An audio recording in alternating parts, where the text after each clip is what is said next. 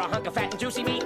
Eat my buddy Pumper here because he has a treat. Coming down a dine on a Stacy's Swine. All you have to do is get in line. Ah, you aching? Yup. For some bacon. Yup. He's a big pig. Yup. You can be a big pig too. Bang. I'm Peppa Pig. This is my little brother George. This is Mummy Pig. And this is Daddy Pig. Yeah!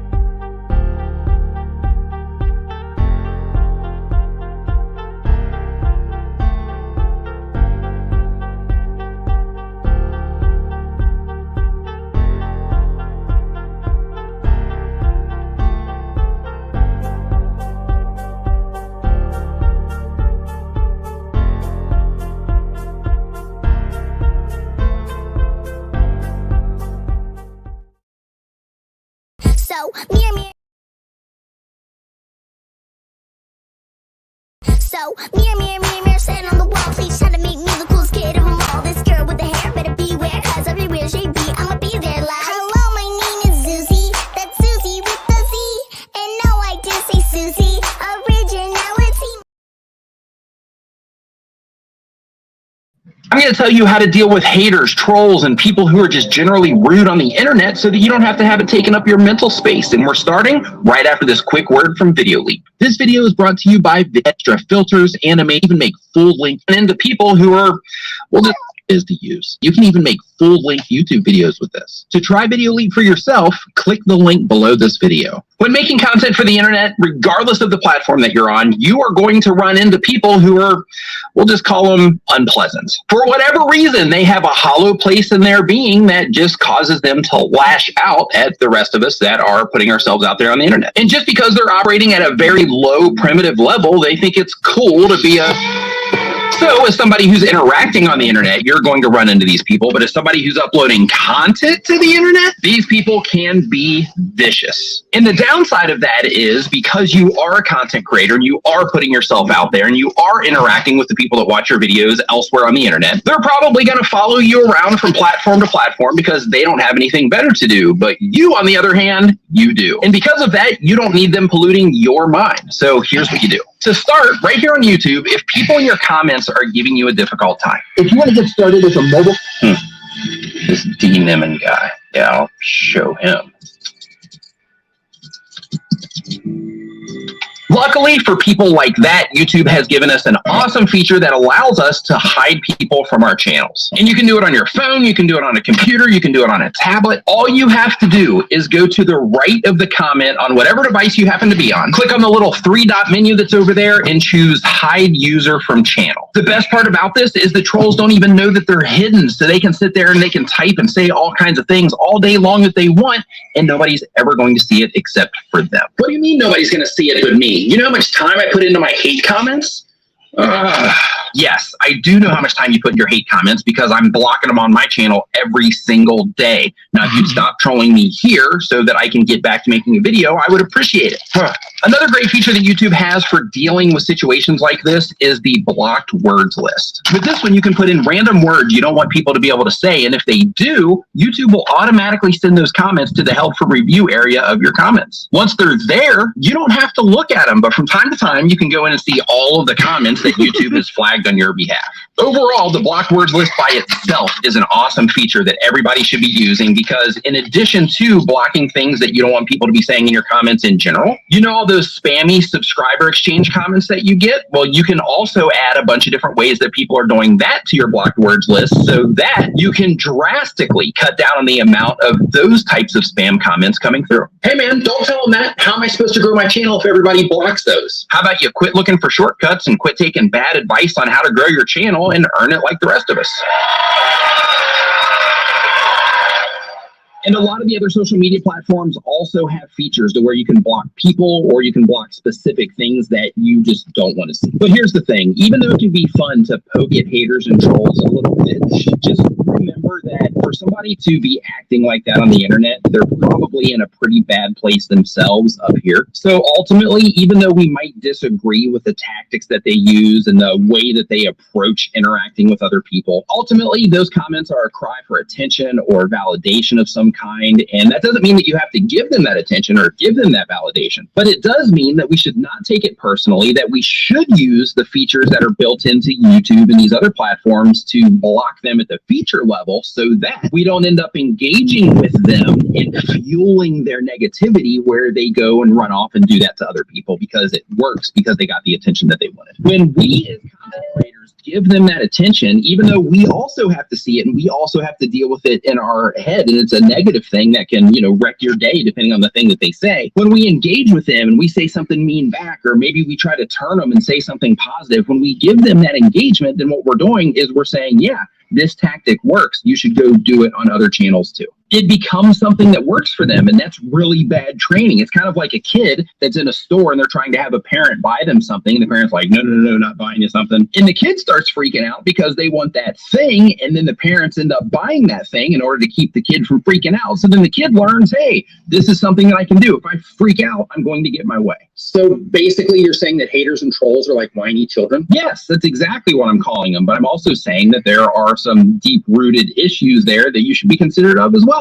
Oh, really? When you change your perspective and you start to see haters in that way, you start to realize that, hey, when somebody's hating on me in my comments, it's not really about me. Whatever horrible things they're saying about you or your content, it's not really an attack on you. It's simply their way of lashing out. So please, in situations like this, don't let it get to you. Don't let it cloud up your brain thinking, you know, oh my gosh, I can't believe this person said this particular thing. Because if you do, you're letting some random person on the internet stand in the way. They're basically building that wall between you and what it is that you want out of creating content. And if you do take it personally, they can just straight up make you have a horrible day, and you don't want that, do you? So when you do get these haters and these trolls in your comments saying all these horrible things about you and your content, simply change your perspective, and the power that those comments have over you simply evaporates. To learn more about growing your channel, making videos, and all types of other YouTube related stuff, go ahead and click into this playlist right here. And if you haven't yet, remember to subscribe. Thanks for watching. I'll see you next time.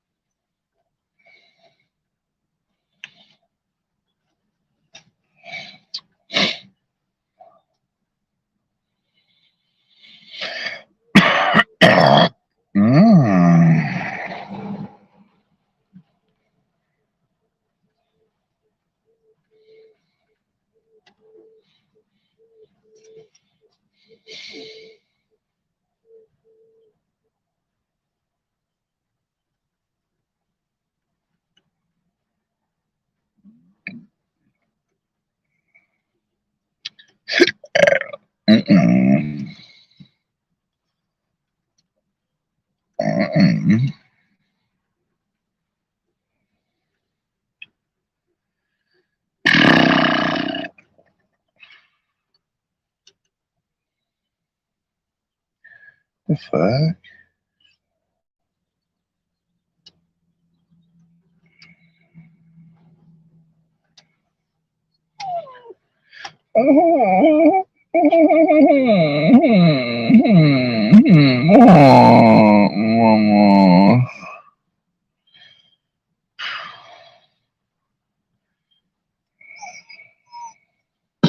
Hey, what up, YouTube? That's a little loud in here because I got the swamp phone and the air conditioner going at the same time. The reason I really don't, The humidity was really high earlier. It was like 52% or something. It's been dropping to about 40 now. And pretty soon I'll turn off the generator and drop the swamp floor in front of the door and turn the air conditioner off to save gas. There's many sites this month. But I just want to say thank you for the support of the community. Thank you, community cause, for posting that. I appreciate that. And I do have receipts from the past where they phoned my account and I was in the same chat with them. I have all that. So, you know, there's nobody phone. They've done it before. So, and I just want to put out I think it's two live streams back. Someone was asking about where to send the care package. Right now I'm in between PO boxes and stuff because it just ended like a week ago. So I don't have a PO box for us right now. But soon. I really don't have a mailing address or nothing. Everything's basically done electronically. So it's kind of going on with that right now. And I will get that up because I always appreciate care packages for me or the dogs. You know what I'm saying? So what else? It just doesn't amaze me, or whatever, it amazes me how they just keep on attacking. So I got mental illness, and it's really bad.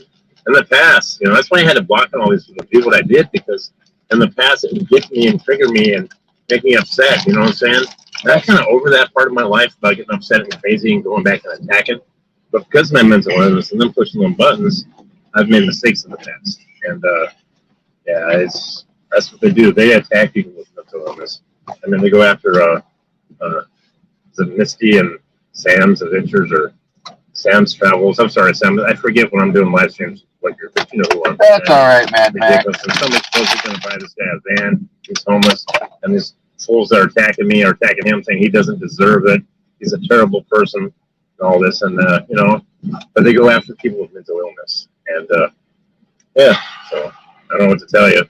I think if you push a button to a person with serious mental illness, one day they're going to attack or retaliate in some way that they normally wouldn't have done, but you get in their fucking heads and they snap. So yeah, you know, I'm just saying it's what I deal with, and that's why I talk to a psychologist weekly. You know, so I don't go back to doing the way that I was doing and being that person. So. But thank you for the support, community cause. I appreciate that. I think Hamilton also posted your thing, and I think Sam posted your thing also. So thank you guys for trying to get the word out. That was not me. Now I did have that thumbnail because it's right here. This is I had foot cancer in my arm, and they took away one of my fucking things that I'm representing no breast cancer awareness because I have stage 4 breast cancer, and they're just attacking that man with cancer, and there's just no stop, man. But what are you going to do? They're always going to call me a liar, But when I made mistakes in the past, I own up to that shit. I don't think I've ever seen any of those people own up to any of the mistakes because there's constant lies, non-stop lies. And Nikki says she don't lie. I'm not sleeping with a water boy's ex. That's a lie. Lie. Nikki. Oh, wait. Oh, shit. Now when you say Nikki, it's not even her name. It's one of her multiple personalities, actually. Denise. So, lie. See, just lie. She just pours out of your fucking mouth. Lie. She's just my friend, man. All right, peace out. Stop being jealous. Get a life. Bye.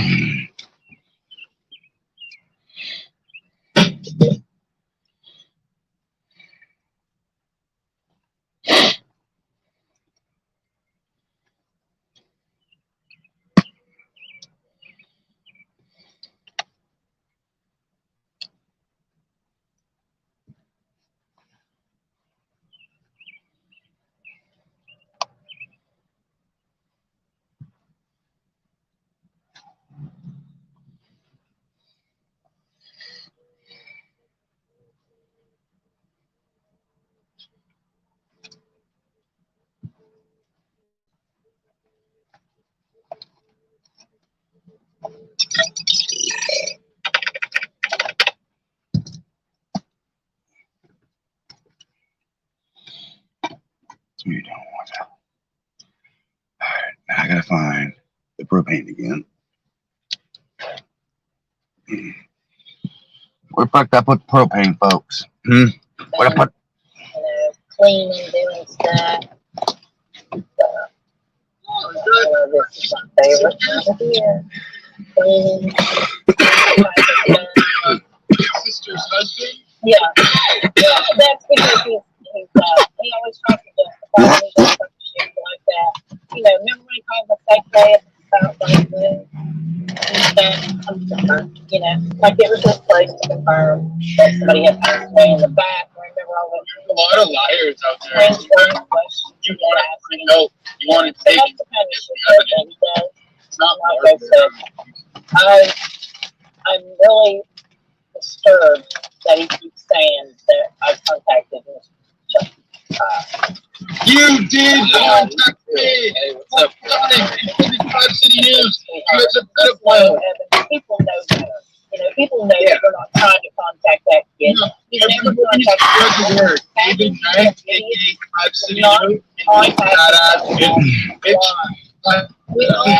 know that he's such a that he had that stuff in place because when we got ready to tear it Get out. we all asked about it and warned Eddie and we said, you know, about holes and Eddie's like, oh no, I got all that all set up and everything. I got the whole string. Yeah, so No, I knew what I was doing. I did it to make him mad, and I also did it to test his authority. Eddie says, you have to do this, or I won't do this. And I'm like, fuck you. Eddie says, you won't redo this. And I said, fuck you. Right. Because here's the thing. You guys can, or not you guys, but people can run my name through the mud on the internet. I have thick skin. But what you're not going to do is say that you're going to charge me with something and not do it. Eddie, I am challenging you right now, once again, to charge you with a crime that has anything to do with your son. I wonder if that's I double did all this, triple and quadruple down. Mr. Nothing in another country. You know it as well as I do, and everybody knows it. Please send me a picture, Eddie, please. I don't ride. But someone else definitely should. yeah, I mean it's just ridiculous. And the first thing they're gonna say when you contact them is you block them. That's it. That's exactly what I you do. didn't You block them. even Because if you block them, then they can't tag anything. And like you said, if you're so worried about your child, why wouldn't you remove them from the platform or hide their channel and have them use a different channel that nobody in the community knew? Why wouldn't anyway, that was my point about taking the channel down. Nobody in the community knew. All right. Like I said, if you're so worried about your child, why wouldn't you remove them from the platform? Okay, why would Slab City or why would Eddie have to remove his child from YouTube when he has a child's channel? So, unless you specifically go looking for this kid and his channel, you're not going to come across it because it's a child's channel.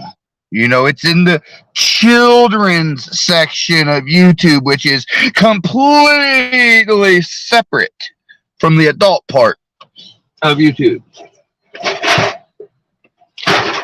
Damn it.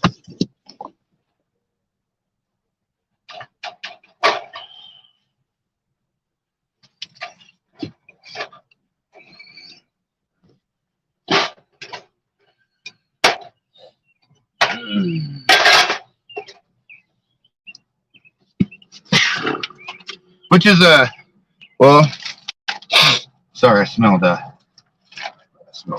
propane. But it's a completely different part of YouTube.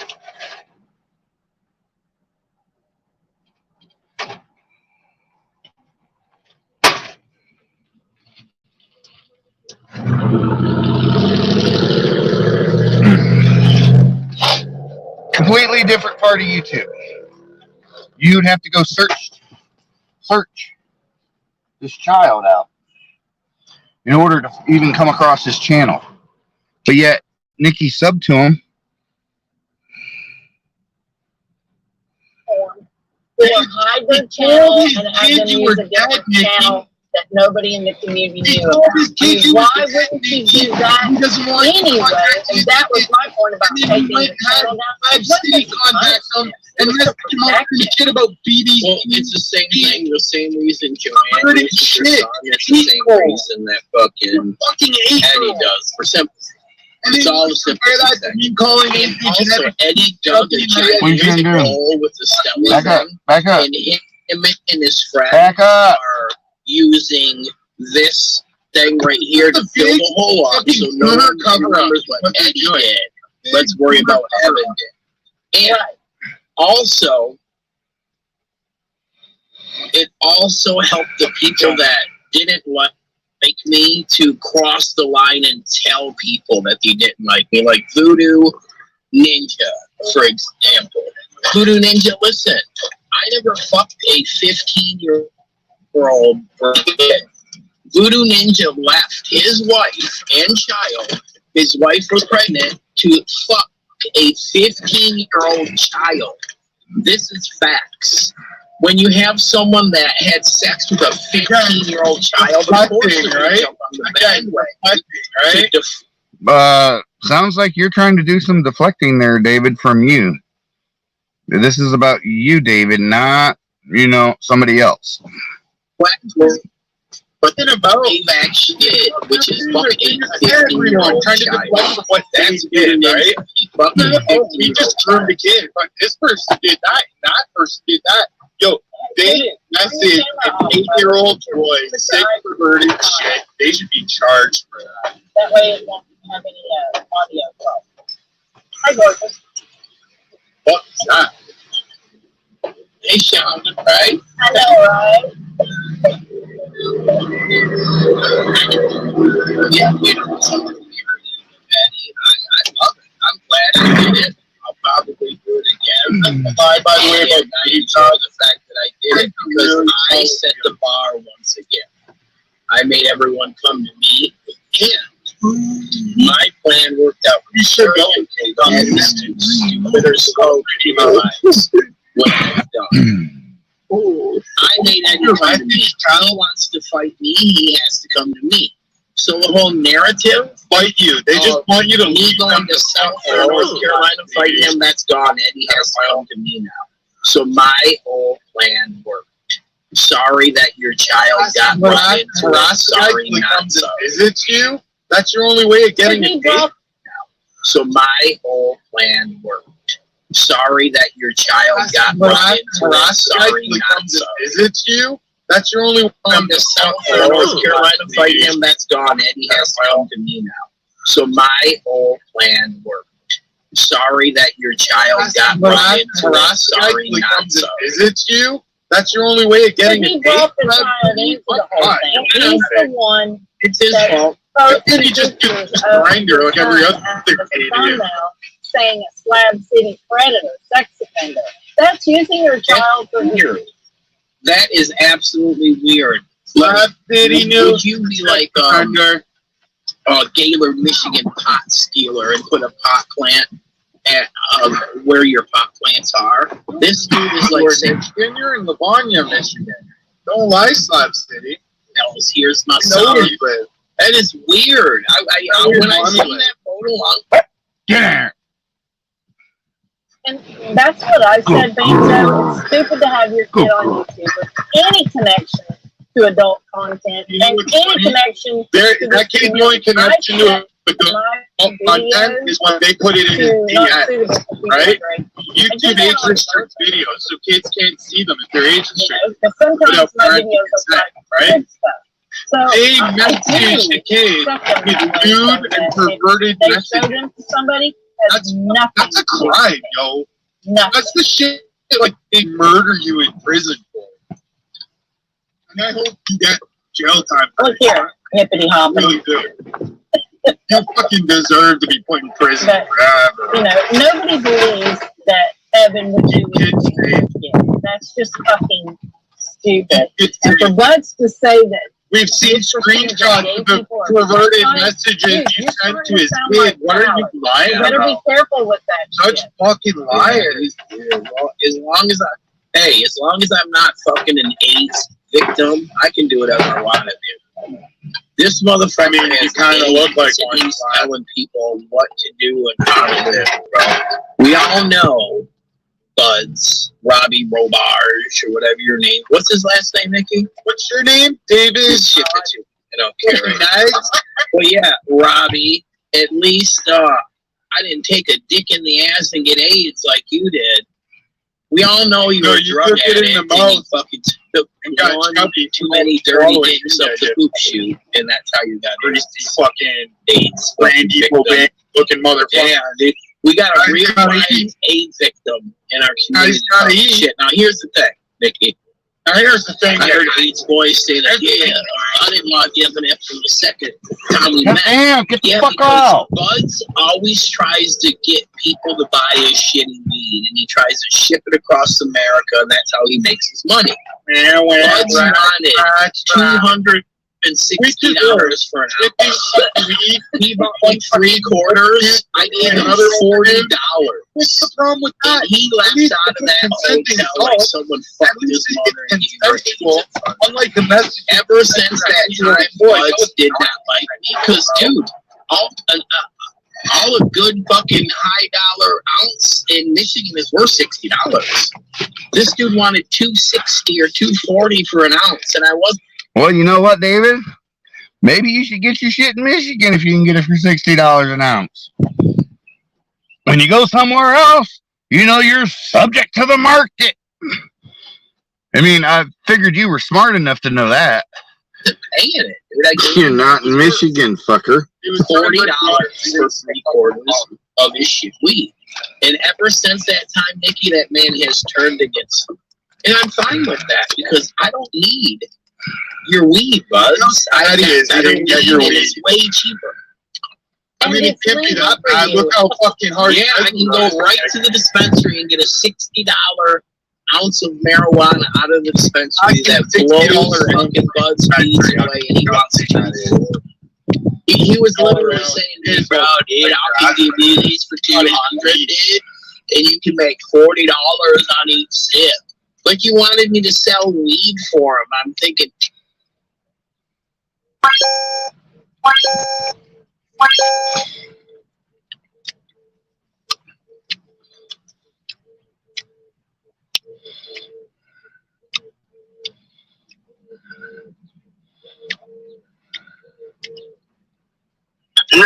No. I think that these people were so gnarly to me that I didn't really want them to understand that I live down the road and I'm actually cooler than they are, and they need to know it. Cooler, baby, we cooler. I mean, the reason that fucking Talia's mad is because he sucked his brother's Peter. He did. We found out. He raped his son. Like, I didn't say. He's a born pedophile. I'm not the one that said it. We just heard it. I was like, oh, yeah, that's fucked up, dude. Yeah, he raped his little brother. Mm-hmm. Yeah. And because he's a mean little boy who got his ass raped at an early age, we're going to have to take brunt of it. Because, hey, we didn't put it out there. His brother and his mother did. I mean, poor fucking Tyke. 6-year-old getting raped up the ass by a goddamn 7-year-old brother.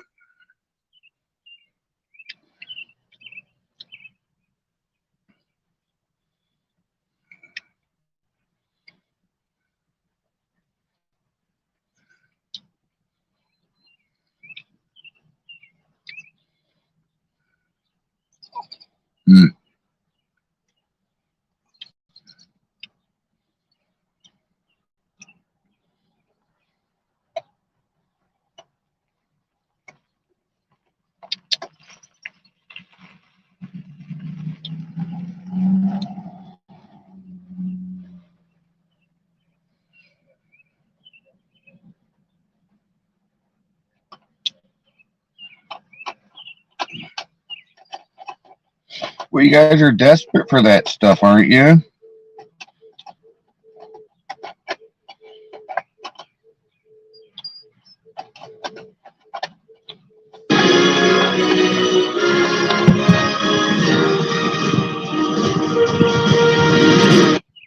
Boy, oh boy, you got me laughing my ass off this morning, Slap City News. TikTok, trick no good. You think I'm gonna fall for that? I'm not falling for that. See, I know Cash App is anonymous, and if those people really wanted to help me, they would send it to my Cash App. Or they would contact me. It ain't gonna work. SMB wants to get Sam a $5,000 vehicle. I talked my way into being the middleman in the situation. I tried to make sure that this did not happen, but it seems it's going to be happening. So I said this. You know as well as I do, Sam will douse your information. You won't be a group of secret philanthropists anymore. Sam will douse all of your information. And they're like, he's right. Kepler is right. Excuse me, I gotta work. So what I did is made myself the middleman.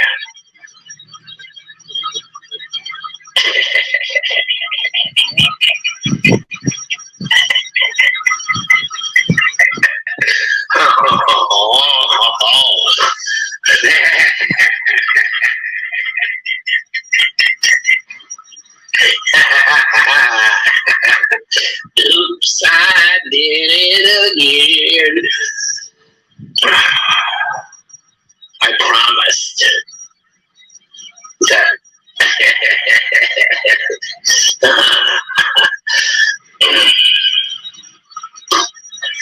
promised that I would give the money to Sammy. So I have the $5,000 that I'm supposed to give to Samuel Minimanuel. Check it Now, out. No way. I lose stuff a lot. Like I lose my wallet and just everything. Very forgetful person. But I don't have the money right now. No, I don't. I'll have it, let's say Thursday. I think I'll have it Saturday afternoon, they said. In 72 hours.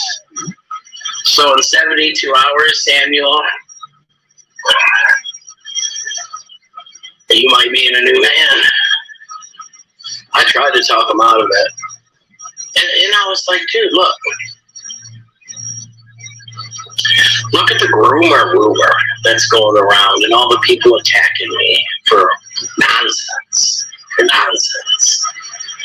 I think I need the money. I think I'm very stressed out and then I need to go on a trip. So let's see if Sam gets that money or not. Yeah, let's see.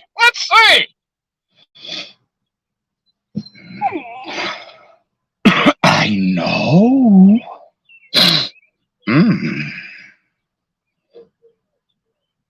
Yeah, I got myself good.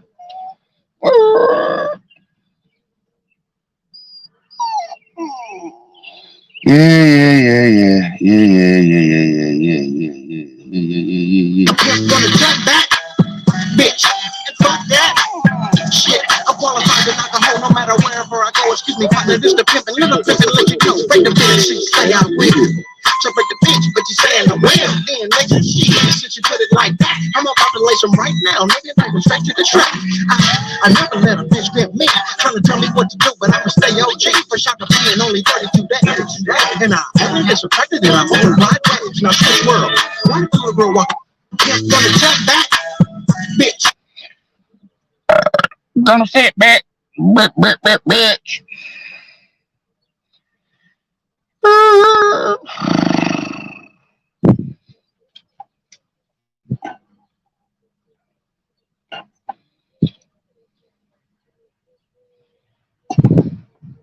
Get out. Get out. Well, I don't know what to tell you. You're gonna have to wait. It's not done.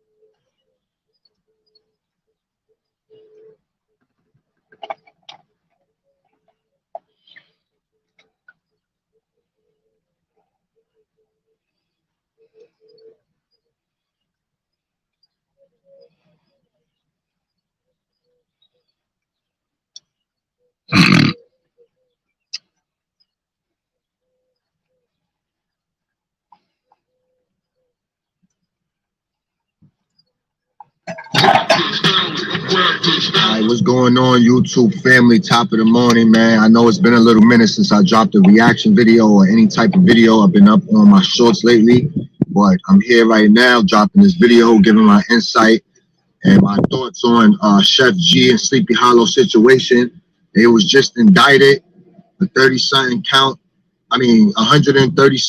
indictment with about 33 people or 32 people coming out of Brooklyn, New York. They was indicted for gang activity, murders, and attempt murders. Now, before I get into it, I just want to say that, you know, I always say in my videos, get it together or forget it forever, man, or you will find yourself in these situations that these guys just, you know, got themselves caught up and wrapped up in.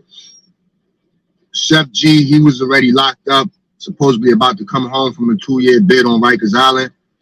Sleepy Hollow just came home like literally days or maybe a week before this indictment came down on him. So he's already prepared to turn himself in if he did not yet.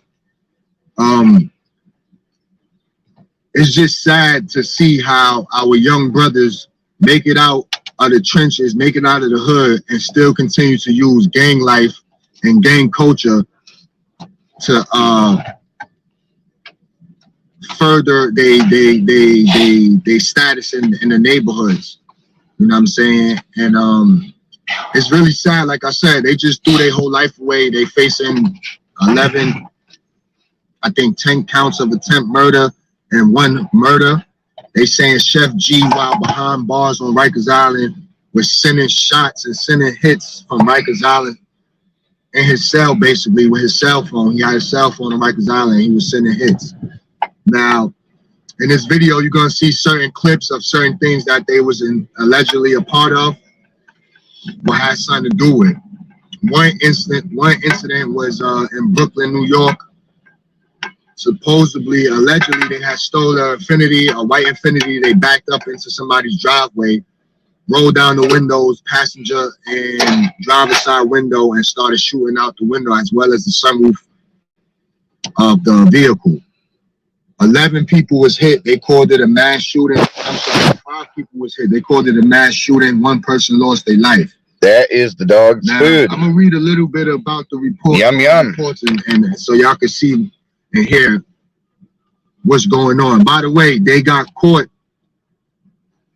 And as a matter of fact, they had evidence of these guys, of Chef G and Sleepy Hollow, using the phone, texting before the crime and after the crime was committed. So, like I said, these phones are tracking devices, man. You have to be careful on what you're doing, especially if you live in a street life. You cannot commit crimes and use your phone after or even before you commit a crime. You cannot talk about it on the phone or anything because everything is being traced. There's tracing devices in your phones. If you didn't know, I'm gonna say it again. Your phones is a tracing device, all right? It's a tracking device. They can track you anywhere. They have things called cell towers that whichever one you're close to, your phone pings off of it and puts you immediately in the vicinity of that cell phone tower. And that's how crimes are solved, if y'all didn't know. Now, it says Sleepy Hollow and Chef G, along with 30 other men. That's 32 people indicted on this indictment. Mind you, this is not a federal case yet. This is a state case. That's the only thing that might work in their favor if the feds don't pick up this case. According to the Brooklyn DA, they allegedly used money from their music careers for guns and other bounties on the heads of rival gang members. 22 teams make up the NYPD's Gun Violence Suppression Division. The Warren Squad was briefed about the case, which stretched back 4 years. They've been watching and investigating these dudes, right? In the coming hours, they took alleged A-Trade gang members into custody. Some were already behind bars, like Michael Williams, better known as drill rapper Chef G, who pleaded guilty to gun possession. He was booked on new charges. Police said that Chef G controlled the streets even though he was locked down on Rikers Island. It's crazy. They said that if he said something in his raps, that it happened.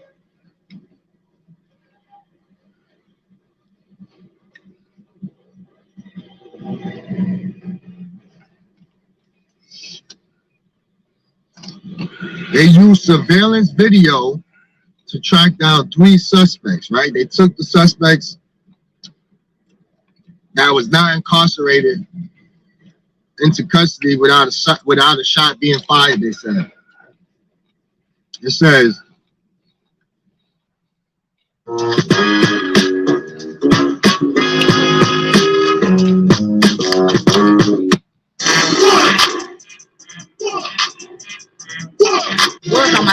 shit right now, what you think? That trick, get him, walk that trick, get him, walk that trick, get him, walk that trick, get him, walk that trick, get him, walk that trick, get him, walk that trick, get him, walk that trick, get him, walk that trick, get him. I'ma make these suckers recognize I ain't playing hope. If you violate off the top trick, you gotta go. I done held in a lot of shit, and I'm about to flip. Now I think it's time to show you bitches who you fucking with. DJ, that's the name, and I came to bring the pain. And on my chest, got me busting at you women lanes. Yeah, I know you fucking with a street nigga. From the gutter pimp type / club dealer. Born and raised in that Memphis, Tennessee. Before it's said and done, you bitches gon' remember me. This only the beginning. I got a lot to say. It's been a long time, and you can have it. Ain't no love, ho. Just bring it to the door. I gone none, let my nuts hang through the flow. So if you want some, this is your death wish. Better come correct because I came to break you off. Trick, walk that trick, walk that trick, walk that trick, walk that trick, walk that trick, walk that trick, walk that trick, walk that trick, walk that trick, walk that trick, walk that trick, walk that trick, walk that trick, walk that trick, walk that trick, walk that trick. I won't beat that trick, cook that trick. Got me acting fucking shit. Hoes telling me to calm down, but I'm like, fuck that shit. I'm already on that hit. Now again, that great cruise, a couple of shots of here that just gave me another boost. I'm feeling electrified. You can see it in my eyes. Soaking wet, looking like I just got baptized. Like a drunk, like a wino at a liquor store for crunk. Like some sanctified folks catching the Holy Ghost. I don't think you understand. This one right here might get banned. Setting off a riot like we living in Afghanistan. But just a 30-30, and that's the way it go. Security be the main ones, acting like some hoes. But you done fucked up, you better call the law. I'ma break this no way, bottle across the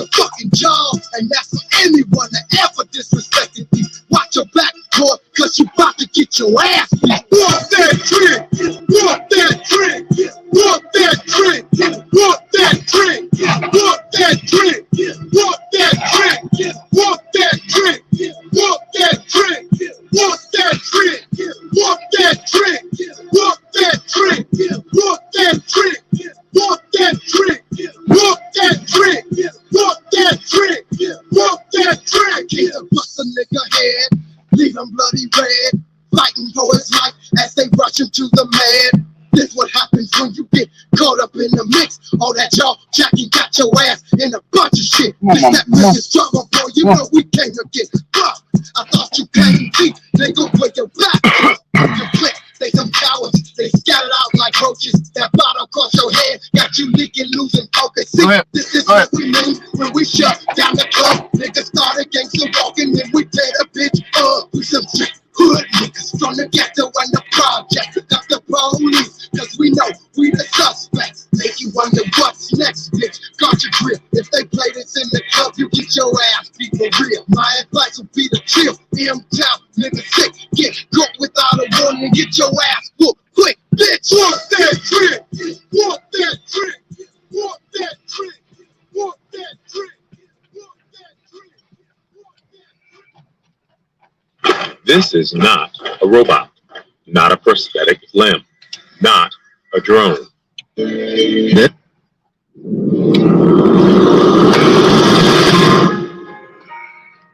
Are you in love? I just wanna know. Are you suicidal?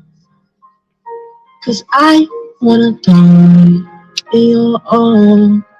I swear sometimes I wish if I could die in your arms. You just me, but it don't make sense. I need everyone I met, they got friends. So many people who wanna see me break. They were dragging me down, but I guess it's too late. Went through battles that would kill most. How can I complain when this is what I chose? Most of you don't know what it's like in a coma and then waking up just to feel loaded all by myself with no significant other. The only one that never left was my mother. I'm doing all this life, trying to be top speed. Everyone says I'm strong, but guess what? You're not me. Are you in love? I just wanna know. Are you suicidal? Cause I wanna die in your arms. I swear sometimes I wish if I could die in your arms.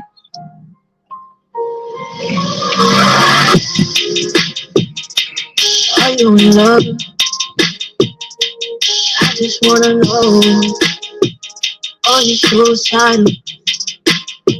Cause I wanna die in your arms.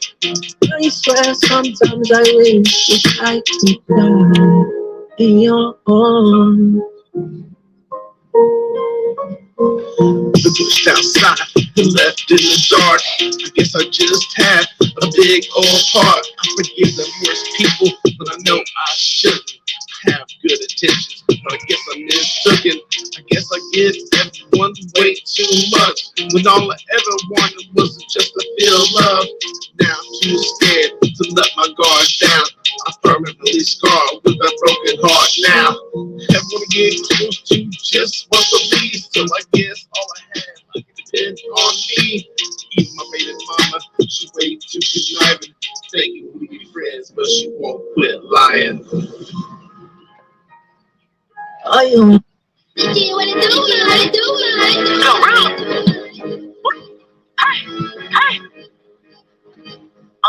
Hey, what is it? It is hot. That's hot. That's hot. That's hot.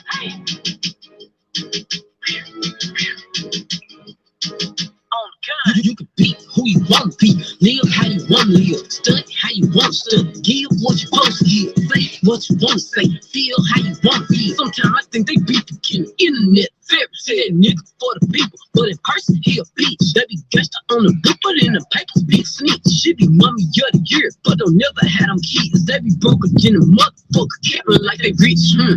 Watch out for them internet trolls. They be trying to satisfy them internet goals. You just got locked up cause the internet told. Take it till you make it, that's the internet code. Watch out for them internet trolls. They be trying to satisfy them internet goals. You just got locked up cause the internet told. Take it till you make it, that's the internet code. I ain't have to drop it, so I got it from your Snapchat. Had to plug my exes on my piece, so I won't backtrack. They don't want to clap for you, they just want you to clap back. This kid don't make you gangster, you a cap, a real snapback. I don't be up in his life, but I be in his bed though. My you a calorie, but he ain't in his thread though. If you don't gotta like me, yeah, it's cool, I really like that. Cause after motherfuckers in real life ain't even like that.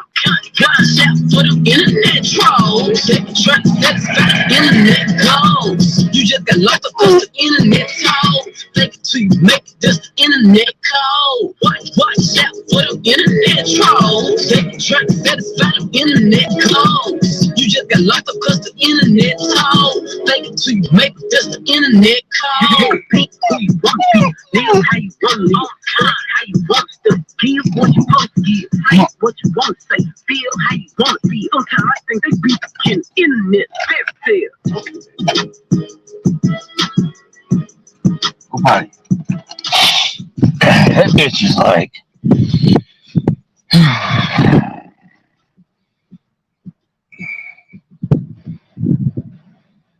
Why do I keep smelling fucking goddamn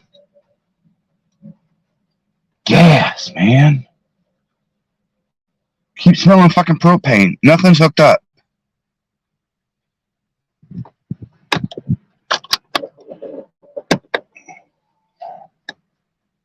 I don't get it.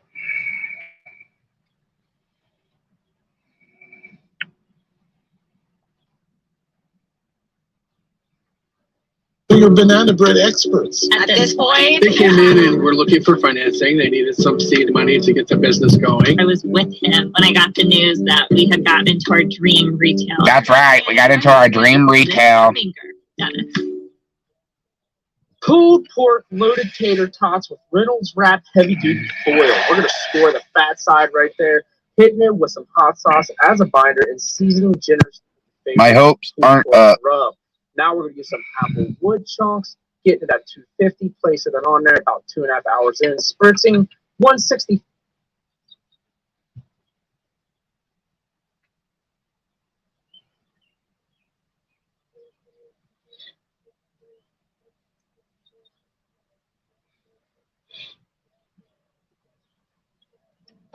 You know what he did, right?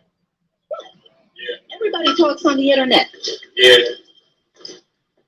You ain't come now? No. All right. You need to go ahead and go. All right. Why you following me though? Hey, I'm making sure you go.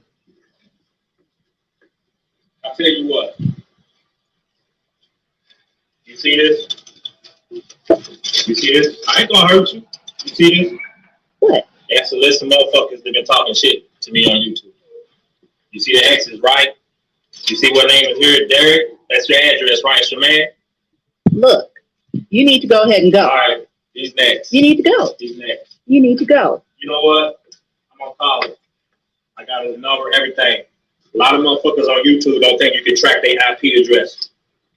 That's how Look, I found it. You need to go ahead and go. You need to leave. Why are you going Yo, through all Claire, this? I want you to come out, cuz. You sent your girl out here.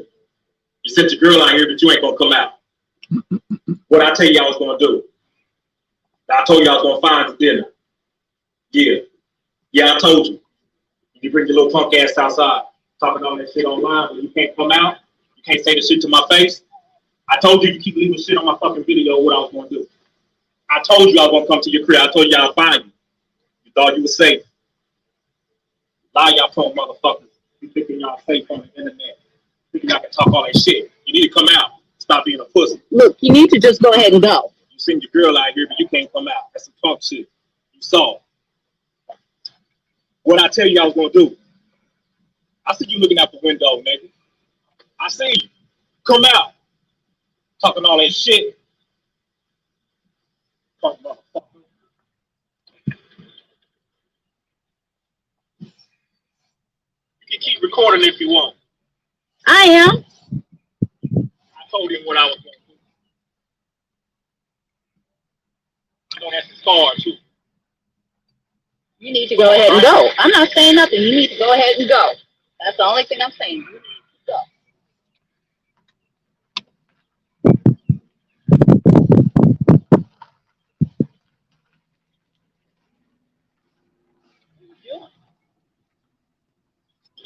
What?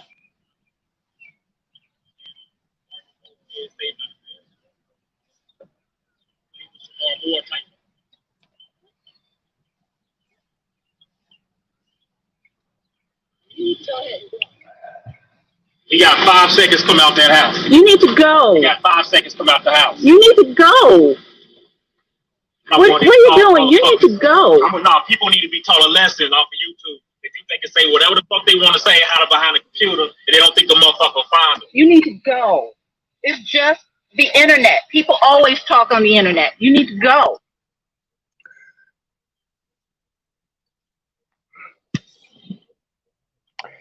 This is how your shit can catch up to you. Hey, yo, Dirt. Hey, bro. You got 5 seconds to come out the crib, man. I'm gonna destroy your shit. What? You got 5 seconds, bro. Hey, look. I got a felony already. This ain't shit. This ain't nothing. Alright. Okay. Alright. Look, it was just the internet. It was. Oh my God. No. There you go, troll. No. God. Oh my God. Come outside. No. Just go. All right, you already did it. Just go. Just go. Shit on the fucking internet. Just go. You already messed it up. Just go. Let me tell you something. I ain't even this type of nigga, man. Like, for real, I'm a real spiritual dude. I don't start shit with nobody. All I want is people to listen to my music and just give me props. If you don't like my shit, you keep moving. You ain't got to comment and say some negative bullshit on my fucking video every day. That's all I do. I just want to make music. That's all I want to do. I got motherfuckers like that hating on me every day. Just it doesn't matter. Just go. Oh my God. Just go. Just go. Just go. Oh my God. Just go. I need that camera. No. Give me the camera. I'm not gonna hurt you. Give me the camera. No. He treat you right? Yo, man. There's a lot of quickie feeling, man. Busters getting on sides. You know, you'll pay a you know what I'm saying to rock solid. Yo, here's a clue. Don't fuck with my kids. Come to the crib. Ask where I live.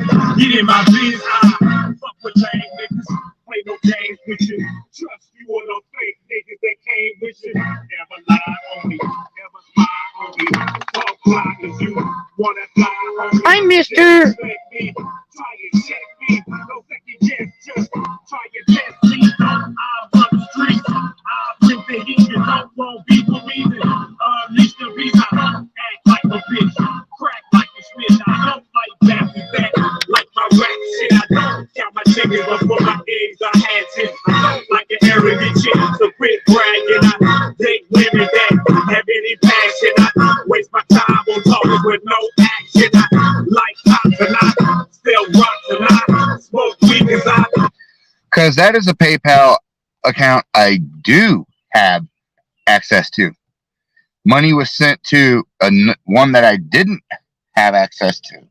Be on the block and I carry a Glock and I run with a pop vest. Believe I'll fuck you up if you step inside my block and I claim to be a thug, claim to sell drugs. I don't give a fuck if you show me love. I don't be in the club. I don't care to cut a rope. I don't bother with chicks that give the pussy up. Trying to play me, start acting shady, do anything that will make a nigga go crazy. Fuck with my money, start acting funny. Don't need love cause you want your clothes bloody. Bring your bitch around me, ever try to clown me. Think I'm a sucker for fuckers cause I am too rowdy. Ever tricking me, keep sweating me. Don't ever forget my felony.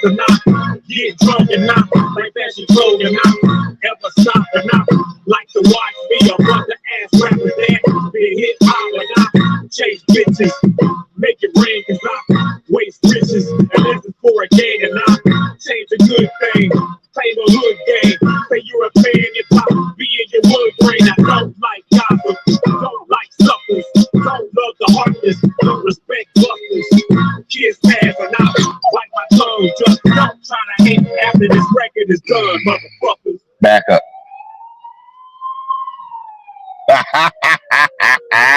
Yeah, baby boy.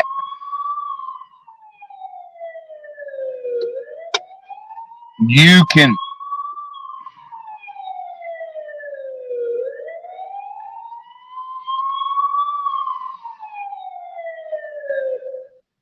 When you have these woke revolutions, it requires all of us at some point to say, no, I'm not going to do this. Our mission is to expose bullies, pedophiles, racist scammers, and trolls. He's a TikTok crusader taking down one troll at a time. He goes by the name The Great Londini. I didn't realize until I looked around on social media and I uncovered how much vitriol there is, how much hate there is. The man is a mystery to his more than 3 million followers, only seen in masks and in silhouette. If we are coming to expose you to your parents or the police or your employer, it's because you've already crossed the line. There's no stepping back over it. To those of you who still believe you can harass the innocent, you may want to check our videos. If we catch you playing a stupid game, you will win a stupid prize.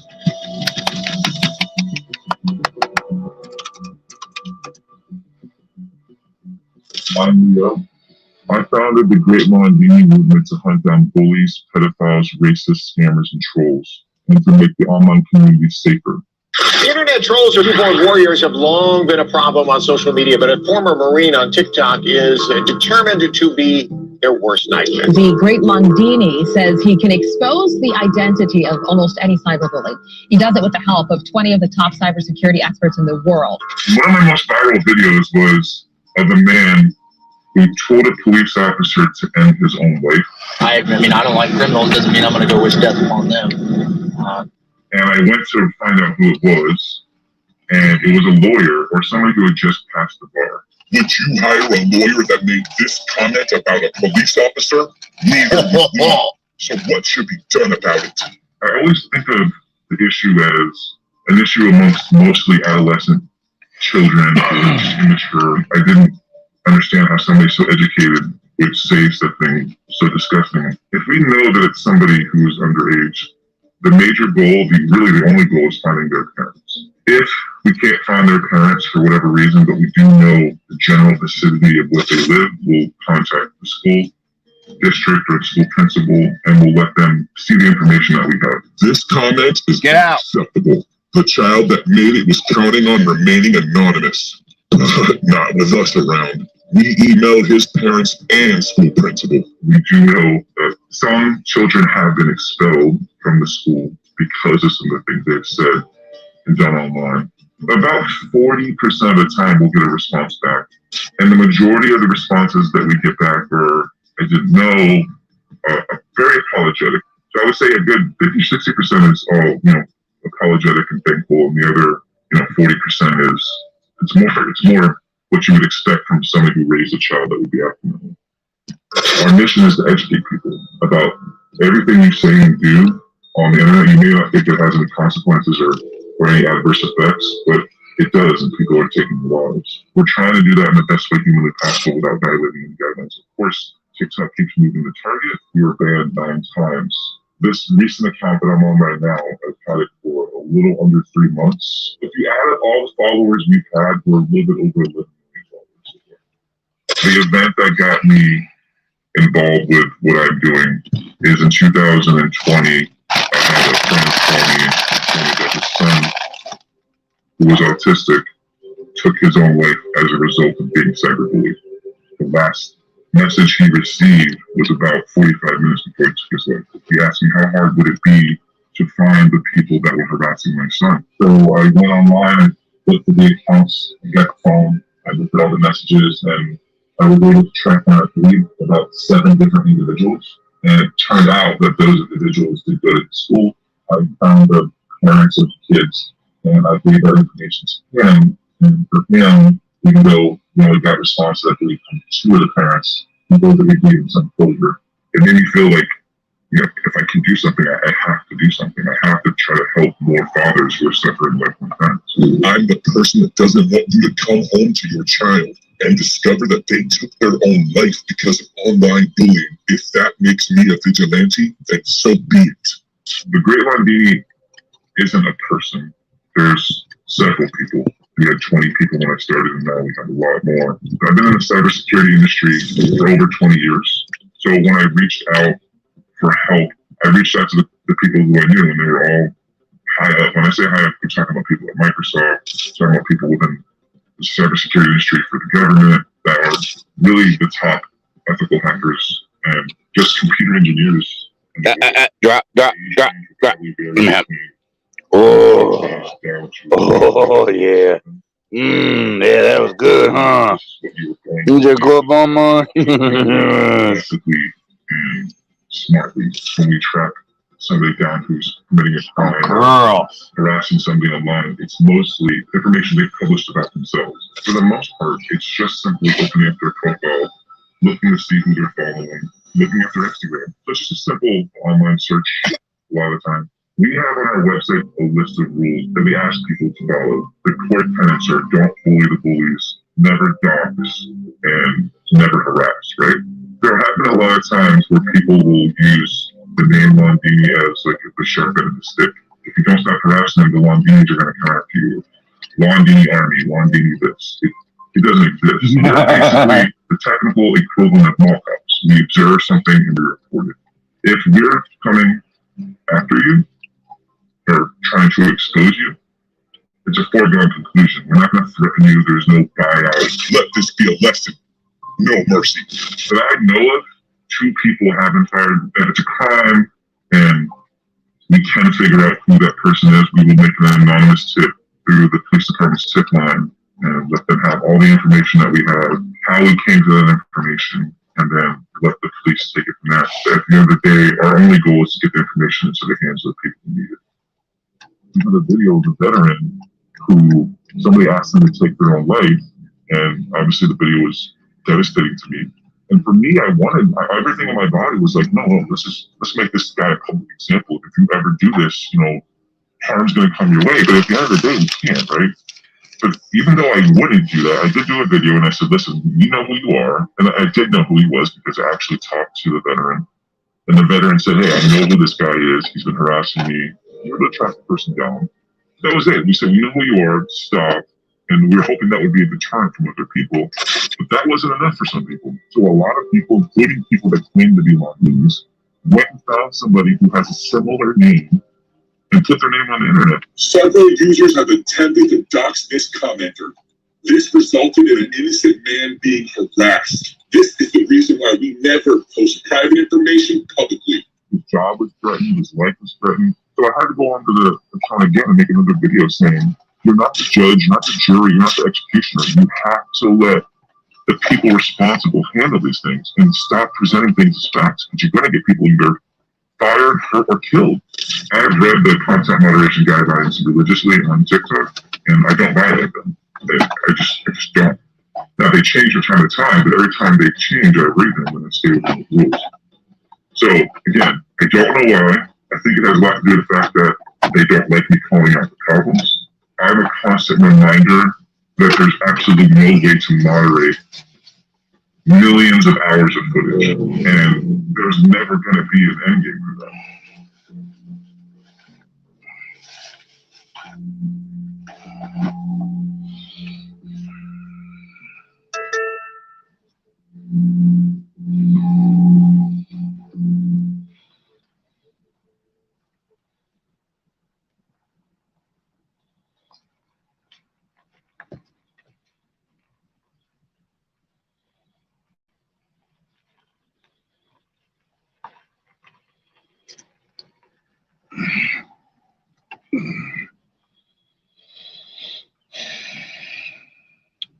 When you're betting on your favorite players, it helps to think like your favorite player. Looking good, young Chuck. You too, old Chuck. Getting better with age. like a creamy Dutch Gouda. And same game parlays on FanDuel are the best way to bet on your favorite players. Hey, how many championships?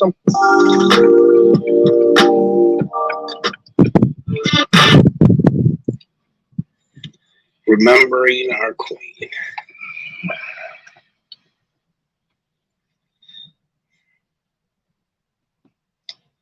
Still don't seem real, but it is. I ain't done with you bitches. I just speak up. I just started.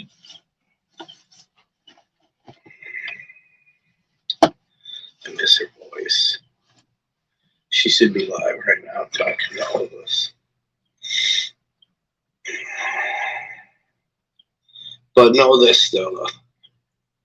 As long as I'm here, I'll be a thorn in the side of Fat Sammy. Old Scruddy. And fucking Scamilton. Scone. You guys got it coming to you. See the bodies out on the ice. Take my time.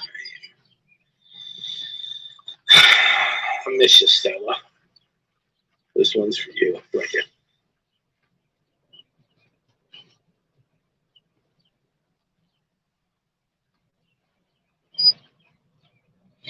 Oh, here's some comments. Nikki says, best way to wake up. Good morning, you handsome devil. Rest in peace, troll queen. Rebecca says, I miss her so much. I'm so glad we got to hang out.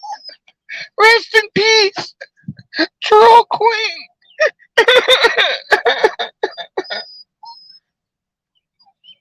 S. Jones says, when you find yourself in a dark place, it can be hard to imagine you'll ever see the light again. And then D2Excite says, oh, this made me cry. I miss her so very much. How she would sing my name when I came into the live stream. She would say, there goes my Dee Dee. She was my morning, every morning. I never missed a live. I love listening to her. She was an original, that is for sure. Fuck these assholes that try to drag her through the mud. It's not possible. Because she loved her trolls. And that's just what they are. Trolls. Rest in peace, Troll Queen. AKA Lippy Stick Chick. You are truly missed and loved. I'm sorry for your pain, Evan. We all know how much you loved her, and you did the most wonderful thing any true friend would do. You made it to her, and then left her spirit to where she needed to be. And all her true friends held her secret down till the very end. And helped her pass with dignity, even though she harassed and trolled somebody else that had cancer. We helped keep hers a secret from all the trolls. And Valerie says, rest in paradise, Troll Queen.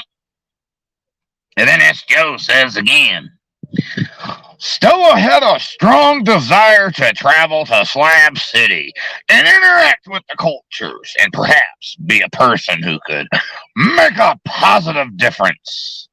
That dream was never realized because that dream was just a lie to you all so you'd give her money. Oh, and Willy Wonka says, "Let the bodies hit the floor. Let the bodies hit the floor. Rest in peace, Troll Queen." Tracy says, "Heart."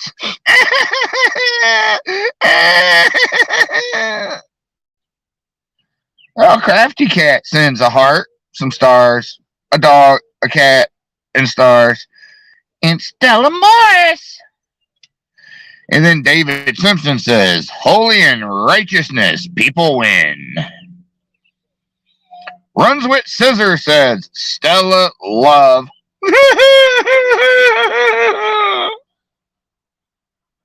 Chris V is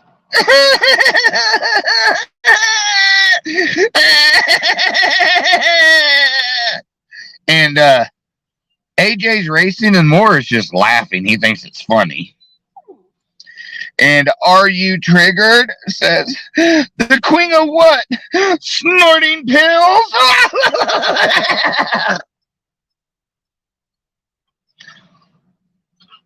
That's the sergeant in arms of our group. Tracy does that, allegedly. That is Slab City News' response to that. And then Slab City News also responded, "Trey, you know I meant that in the best of ways. I did not mean that to be rude to you, but you do snort your pills on a live stream, Tracy, so you can't deny that." And I think that's it.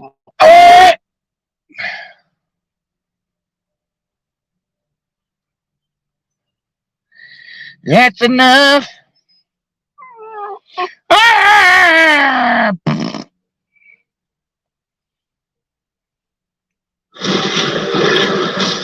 Allergies don't have to be scary.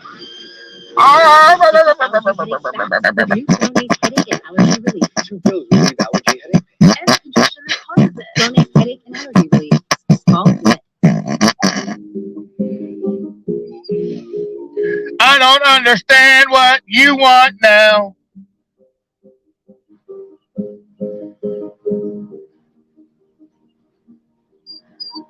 Hey!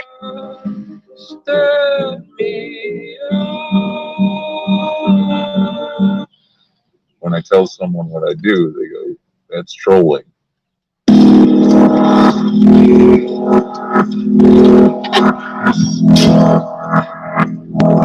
that too loud?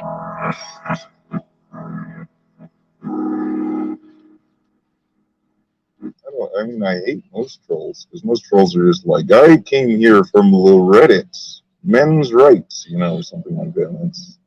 That doesn't interest me. So I had Instagram and I just hated looking at it every day because it's like, look at my friends, look at my nice car, look at my nice food I can afford. And so I wanted to put something really negative, but is also embodying that sort of bragging aesthetic that people have on there. So it's like, what if there's someone who murdered animals and he's bragging the same way people are about, like, "I'm having some mimosas right now." Every day I would post a different Google image of a dead animal. And Leroy Stevens was the character's name, and he's the only thing on Instagram to say, "Here are some pictures of some dead animals that I killed," and just be like, "Dead ferret Wednesday," and that was just purely, I'd get like death threats every day. Another person would be like, "You're dead. I'm gonna find you and kill you." German youth would comment on my photos and wish me dead, and one was, "In Germany, we used to have a place for people like you. That place was called Auschwitz. Now get on the train." One page is just Tom Waits posting demos he makes from his house, giving fans a more intimate look. Well, I just have a terrible Tom Waits impression. But for a long time, I've been writing Tom Waits songs. I figured the best way to get it out there was just make a website for Tom Waits music and post it like, "Here's this rare track never heard before." And I'm on my second one. I lost the password for the other one. Now the old one has so many plays. I wish I could find the password for it because there's just people are looking at it. So I'm starting over. But it's just a lot of oh, like what's one of the songs? Or like I'll cover like a popular, like a Black Keys song as Tom Waits, you know, so people look at it. But just like really, you know, it's like a terrible Tom Waits voice. It's so far off from what it's more Cookie Monster than. And so I get a lot of fan mail, or people want to send me like chocolate or tea or something, you know, or they want advice on their songs, so I give them advice as Tom Waits, you know, like Bramble and the Rose, you know, they go together like fine wine. And they're like, well, very, really smart of you to say that, Tom Waits, you know. Other stuff like, so I have a Facebook page, a fan site for Timothy Dalton, the James Bond actor, and it's run by Timothy Dalton. And so people send me their scripts, most of which are highly pornographic, or, you know, just like vampires, and also very pornographic. Those people believe it. There's the people who don't believe it aren't going to interact with me. But I get enough people that are writing me every day, you know, just like, I can't believe Timothy Dalton's talking to me this often. He must have nothing to do. A lot of it, I think it's funnier if I'm not being mean to them. It's more that just Timothy Dalton, this really troubled man. He doesn't know how to relate to people or talk to anyone. I got one, actually, the guy who was the villain in The Living Daylights, I believe, maybe it was License to Kill. He wrote me from his fan page that he runs. He's also like a lounge singer. I forget his name, but he's a great actor.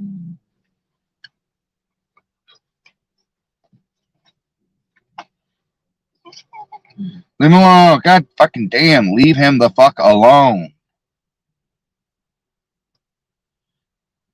Okay, when he fuck, just gonna let him do what he has to do to you.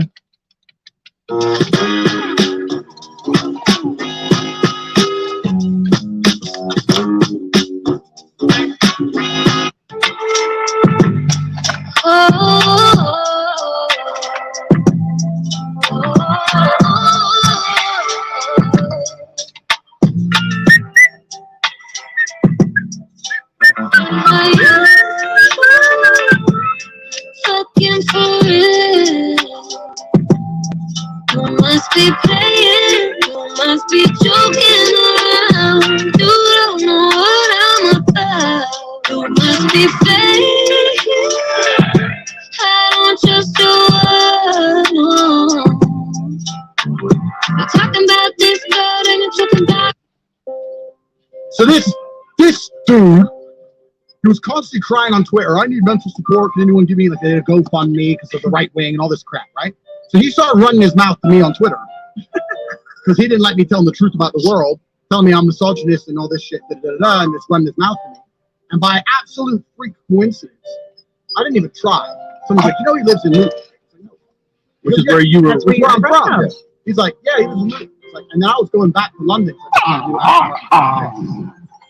You know, one of them things. You know, you leave Romania on the jet, you go, you pick up your new Aston. What's the first place you're going to go? And I was like, you know what? By coincidence, you just wrote some more shit. Okay, misogynist. I was like, oh. So I drove to his house. But I went and knocked on his door. And he had full mental breakdown.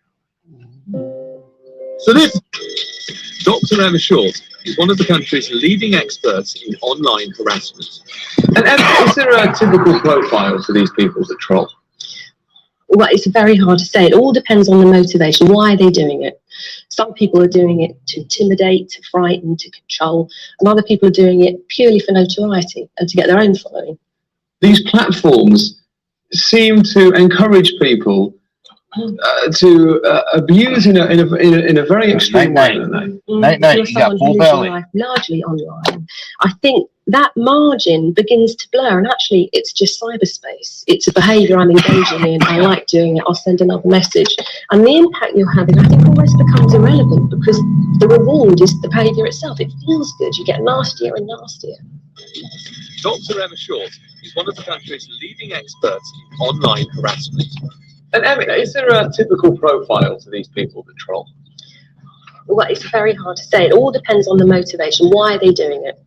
But have you had any negativity since they were arrested during that time period? Oh, I get it every day, particularly on Twitter. Yeah, no, I get attacked for it. I don't care. Twitter's the Wild West. I get it on all platforms, mostly Twitter, because we know Twitter's the most aggressive, right? But listen, man, I've done real business in the real world. I've dealt with real stress, real pressure, schedules, deadlines. You know what I'm saying? When some dickhead talking shit behind an avatar on Twitter means nothing to me. You know, making a payroll, you have a huge AR, trying to build a business and taking a second mortgage on your house, that's pressure. Have you had any? I've had a troll for 2 years. He first appeared when I began presenting a new show on BBC Radio 5 Live. From the off, he made it clear he hated the show and he hated me. And that's fine. You expect criticism in my line of work, and you know some people aren't going to like what you do. But this guy was particularly excessive. I'd come home to find a barrage of abuse, mainly on Twitter. He'd always post under a made-up nickname and currently calls himself Dick Bacon Boone. He also set up a blog called I Hate Richard Bacon, and there was this Facebook page with exactly the same name. These are some of the older tweets that he sent me. These are ones from the early days. It's just so weird. Did I mention I fucking hate Richard Bacon and that he should go and fuck himself? Okay, he sent me a tweet here. On a scale of 1 to how much of a is Richard Bacon? I was hoping to get back from my holes to discover Dick Bacon either sacked or dead. She cheated on me, so I cheated back. And so when I got here, there's a whole bunch of, ATF cars out front, and they're packing. I have my kid in my hand, and I literally made a comment to my kid saying, I'm about to get arrested. They were coming here to look for these guns. Now, if they came here and there were no guns, yeah, I'm going to jail. Now, once I realized what they were actually kind of here for, and I realized if they could just see all of my guns, this would all go away. Yeah, of course they came into my home. And so when they come into the home and they see all the guns, they were completely shocked because it meant that they had zero proof at this point that I was selling guns to the cartel. And so when I got here, there was a whole... If this guy, this guy, this guy, and this guy are all bad role models for men, What we got here? We got ourselves a mantis. A wild caught mantis. Trying to save its life. You ain't gonna do that by drowning them.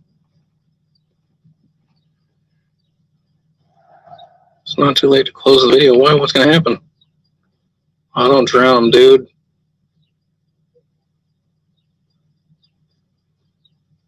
What are you doing?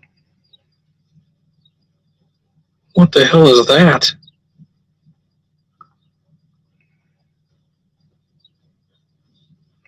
Some kind of parasite or something? Some kind of worm? Ugh.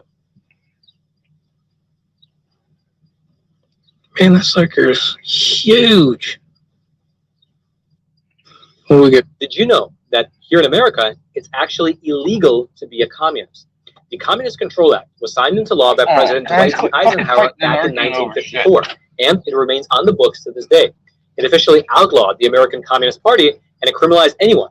Let me make one thing clear. When I get insulted by a white supremacist, I get that same feeling of serotonin and dopamine in my head that I hear when my bank deposit notification goes off telling me that I just got money. If y'all egg-headed throat strokers don't like me, I know that I'm doing something right with my life. Y'all are legitimately the worst combination of a pick-me complex, a mental disorder, and diminished mental capacity that I've ever encountered. And normally I wouldn't pick on somebody in that type of a situation, but yo, the hate, I just don't mess with. Your guys' insecurity is so ripe and you're so fragile. It's so much fun to play with y'all. You make it so easy. You guys are so quick to have a mantrum or a hissy fit. It's the best. That said, it's... A new report put out by an election watchdog exposes what appears to be a $200 million laundering scheme in American elections. Here's what it says, quote, large sums of money have been placed with thousands of individuals across the U.S. These individuals, called Smurfs, then make numerous contributions to either liberal PACs, committees, or sometimes directly to the candidates' campaigns. They claim to have found over $200 million of laundered money using these Smurfs. Now, Smurfs are a real thing. They're not just those frightening blue creatures with the white hats. Instead, in the world of organized crime, smurfing is a method of money laundering. It's when you take a large sum of money and you split it up into many, many smaller. They use violence to get peace and wonder why it isn't working. That's like sleeping with a foot. I support a bill for gun control. You have no idea how rare videos like this are. This is a sperm whale with a recently hunted giant squid in its mouth with a tentacle hanging off of it. Sperm whales are the largest toothed whales, and they can dive upwards of 2,000 meters and stay down for as much as an hour to hunt, well, their favorite food. One of the reasons that we knew giant squids were really a thing was because of all of the bits and pieces of the squid we would find inside of sperm whales, including their beaks. This obviously has never been reported, so we can only guess what happens down there, but that's about it. The thing is, they're both huge. Giant squids are known to get at least 45 feet. Some estimate up to 60 feet. Up until recently, there had only been dead squid found, but recently we have found a few videos of live giant. Back up. Have you ever done drugs at a party with someone that they do so much that you're like, how are they? All right, so I'm going to give you the ugly, honest answer. The question was, I've always wondered what the difference between a CO who wants to do good and a CO who...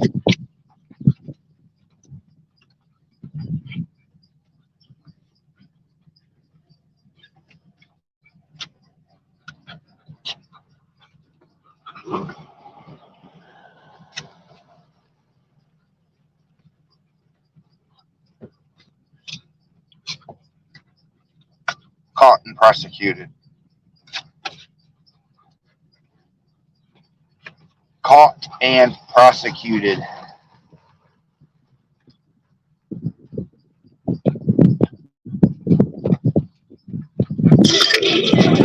Before they shared the spotlight at the last. The internet is one of the most hostile places in the world, with random people saying some of the most craziest replies you won't believe. I mean, when was the last time you scrolled through the YouTube?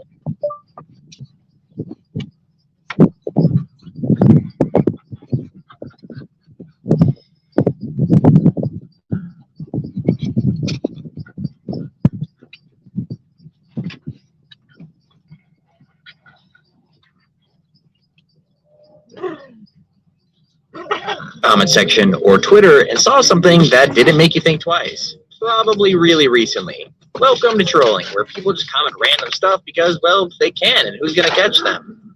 Fear not, everyday citizen, because we here at Top 5 Central are taking the case and are going to show you 5 internet trolls who got caught.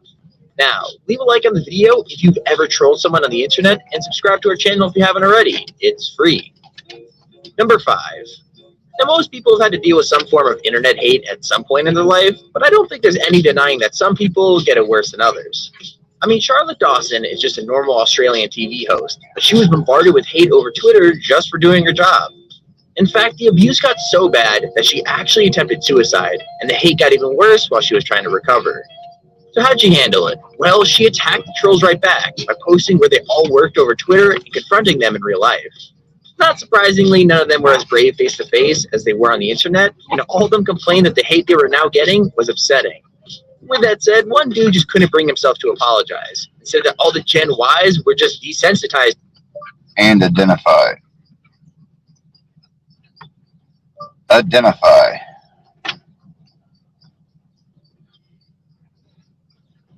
To abuse. So let's try a quick experiment. If you're around the same age as this guy, let me know in the comments whether you think his behavior is totally normal or not. Be right back. Charlotte Dawson meets one of the trolls who sent her abusive messages on Twitter while she recovered from a suicide attempt. I suppose the first thing I want to say is, because I'm face to face with you now.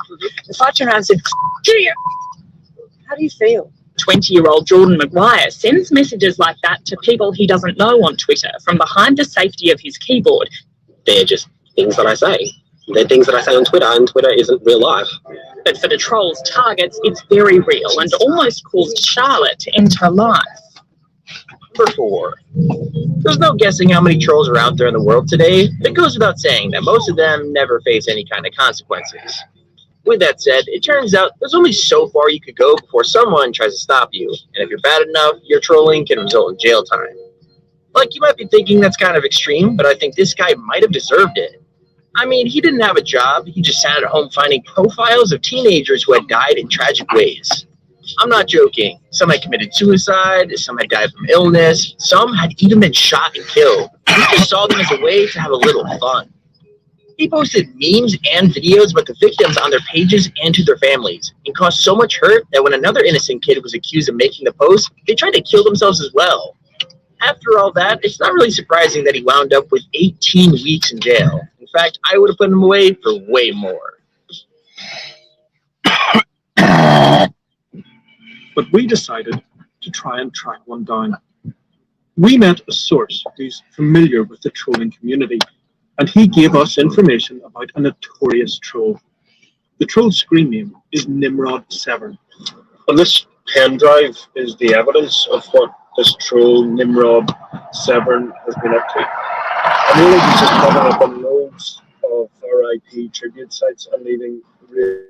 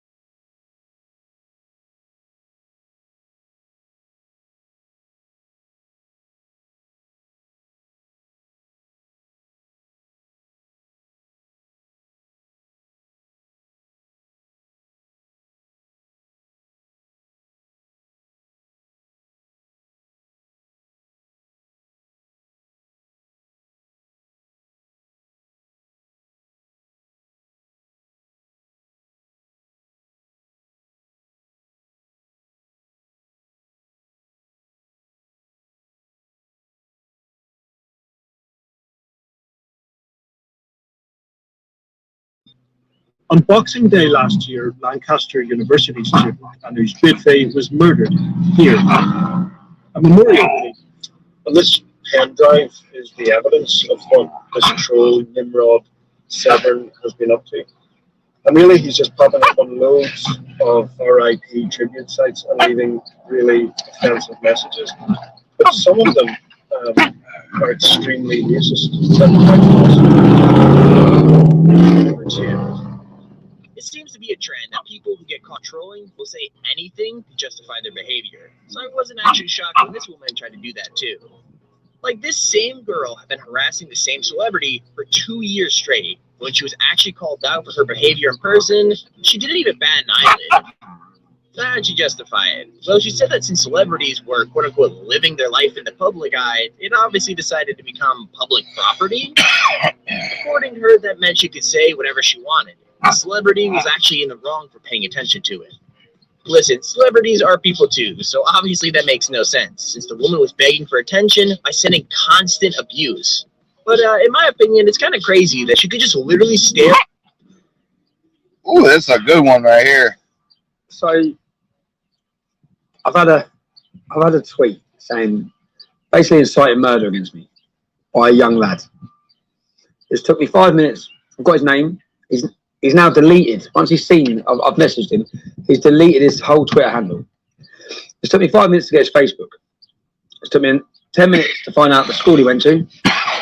15 minutes to find out where he is. So you see messages like this, which are criminal offences. I've given the police 300 of these. Threats to kill my family, murder my wife and kids. They don't act. They do not arrest these people. They don't arrest them because I'm a white, working class kid. If someone says anything about someone being black, brown, anything to do with religion, they kick their door. I said, so this lad, what I want to do now is I want to go see him. I want to go see him and find out what's driven him to a point that he feels it's an acceptable decision that I have to be married. Because looking at him, looking at the area he's from a completely 99.9% white town. There's not one Muslim or mosque there. Not one. I've gone through all the demographics. It took me 15 minutes. So, yeah, I think we should go now. Give him a knock and see what they're saying. Where's Zena? Zena, come here. Hi, Zena, please. Is it Uni? I'm sorry to bother you. Yeah? Yesterday has incited murder against myself and Ryan. What your son said yesterday. Please, someone just murdered Tommy Robinson. That's a crime. That's a criminal offence. I'll give you my phone number. Tell your son to ring me. I want to see him. Hello? Hello, is that Tommy? Who's that? How you doing? Yeah. Yeah, not too bad. I just had a call from my mum, so And can we arrange to meet up? But listen, it was a stupid thing. I don't want to have the conversation now. I want to meet you. That's it. Okay, I get that, but can we not have a camera there? That's the only thing I'm saying. And I'm having a camera everywhere I go. I always do. I can meet tomorrow and just... Let's meet tomorrow. Yes, I hope that there's a warning to every troll out there. Rebel Troll Watch. How you doing? How you doing? Yeah, not bad. Right, can I ask you what it is I've said or done? Yeah, that even if you didn't want me murdered, what it is about me or what I've said that you feel so strongly against? Just don't agree with what you do. And obviously that's no excuse for posting that. But I just disagree with sort of stirring up hate against minorities, against Muslims, sort of with the Westminster attack. I don't think you should have been on TV like after that. Can you give me one example of what I've said or done that incites hate? That feeling when you discover an ethically whitening charcoal. Holy spit. Hello. The self-described internet troll has been sent to prison for posting death threats on Facebook. His name is Reese Ellis, and he admits he did more than just stir up trouble on the web. He threatened to shoot school children in the United States. Aaron McLaughlin joins us now with more from CNN London. What an extraordinary tale of stupidity. It is, Michael. 24-year-old Reese Elliott was sentenced to 2 years and 4 months in prison for posting abusive remarks on a Facebook page meant to be a tribute to a 17-year-old girl that was killed in a car crash in Tennessee. The postings, which were made under a pen name, included threats to shoot hundreds of school children, something that's taken very seriously in the United States, given the history there. So authorities actually kept thousands of school children away from schools in Tennessee and increased security, not knowing that the man behind these postings was actually in a different country, thousands of miles away in Northeast England. Police here later determined that he actually posed no physical threat to children, whether they be in the United States or the United Kingdom. But this story really just goes to show how seriously authorities here in the UK take these types of abusive online behaviors, Michael. As they should, and gratifying to see there is precious little anonymity on the internet these days. How exactly did they catch it? What's the interesting part? The FBI actually took up the case and traced the posting to somewhere in Northeast England. They alerted British authorities who opened. And I swear I go too hard for my squad. Too turn. I'm a straight savage. Hood. Banging hard. Banging hard.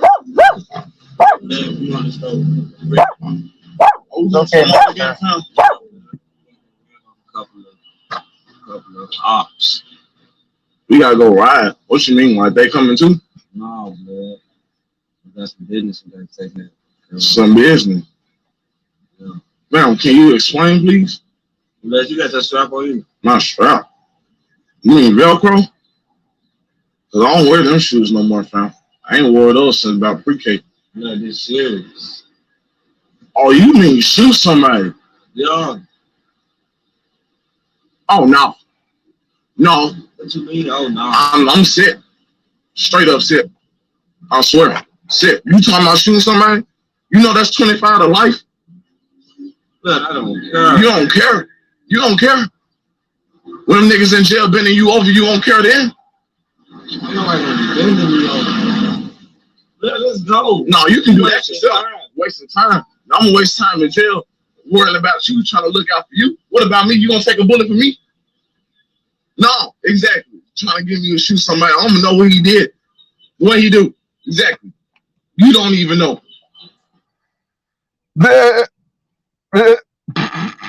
Damn, that's fucking hilarious.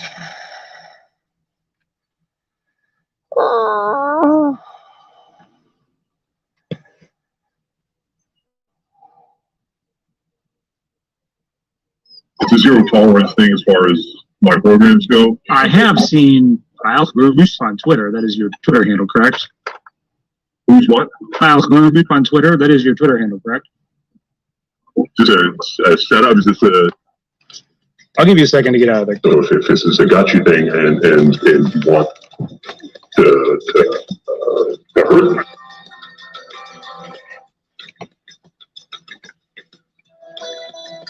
Someone called us the golden era of the internet troll. One was elected president. Another owns Twitter. Your uncle is probably one on Facebook and doesn't even realize it. But what is an internet troll? A definition on Urban Dictionary, penned by internet philosopher boredasfuck1231100 says, an internet troll is a mythological internet being that lives under an internet bridge. But what motivates them? That's what I set to find out. Not to stop internet trolls. They're a healthy part of the online ecosystem. And without them, there'd be far less funny things to look at while we take shits. But to find out what makes them tick. Our episode begins with a blog that I wrote about Aaron Rodgers. As I usually do, I posted it to my Twitter because that's what my legion of adoring fans demands, as illustrated by the 5 likes it received. I made some very forgettable 9/11 jokes, and this man, we'll call him Coach, decided to send me an equally as forgettable troll. Very quickly, I realized Coach was an angry troll, one that offers little to no entertainment value, and only trolls from a place of inner rage. Asking Frank the Tank how he was still alive and if he enjoyed the handicap seats. Asking Glennie Balls if he was illiterate. Telling our CEO, Erica, that her face looks like she's trying out for a Rocky Dennis musical, a reference to a teenager from the 70s that had a rare bone disorder, which, if we're being honest, looks way more like me with red hair than it does Erica. Called Dave Portnoy Davey Epstein. He told Big T that he was a fat ass, and even called Ramona Shelburne a slut. That's when I decided to investigate. I pulled up his first tweet ever, which wasn't much help. I did, however, notice a double-spaced gap between his first and last names. I then searched the first person to tweet at him. It was from an account in Maine, and this person had a 2-part last name, the second part being the same as the last name on the Trolls account. Obviously, he had deleted half his last name to conceal his identity. From there, a quick Google search of Maine and his last name gave me an Instagram account. I confirmed the pictures matched, and now I had a first name. Sick Bike. I Googled his full name along with Maine and found his LinkedIn profile. Could this be true? Was our troll a teacher? I pulled up the school website, and there he was. Not only a teacher, but the head coach of a sports program. Now, since this troll was located in Maine, and I am, in fact, a broke boy, there was no way for me to confront him face to face. So how can I get this troll to speak to me? I searched for a soccer blog, something recognizable but not so flashy it wouldn't be believable. SB Nation. I then searched for a soccer blogger on SB Nation. Ricky O'Donnell's perfect. You will be my new identity. I went to GoDaddy and purchased the domain sbnationstaff.com. Then created the email rodonnell@sbnationstaff.com. As soon as my account was ready, I sent Coach an email telling him I was doing a piece on social media and high school sports in relation to the World Cup. I woke up the next morning to a response. From there, we agreed upon a time. I was going to be able to confront this troll face to face. The kids that you teach, the kids that you coach, do you talk to them about that, like what they put online, what they say, what they post, like what is that message you give them? So yeah, we definitely talk about that and what you see and what's on social media is permanent. You can't scrub that stuff. Permanent indeed. What transpired next is one of the few glimpses we have ever gotten into the mind of an internet troll. It's a zero tolerance thing as far as my programs go. So it's non-negotiable, it's non-starters when it comes to stuff like that. I have seen Miles Groovy on Twitter. That is your Twitter handle, correct? Who's what? Miles Groovy on Twitter. That is your Twitter handle, correct? That's a old one, I think. Oh, okay. I just wondering because you just laid out for what the expectations would be for the kids.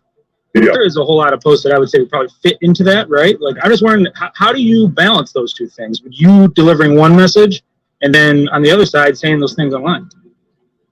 Well,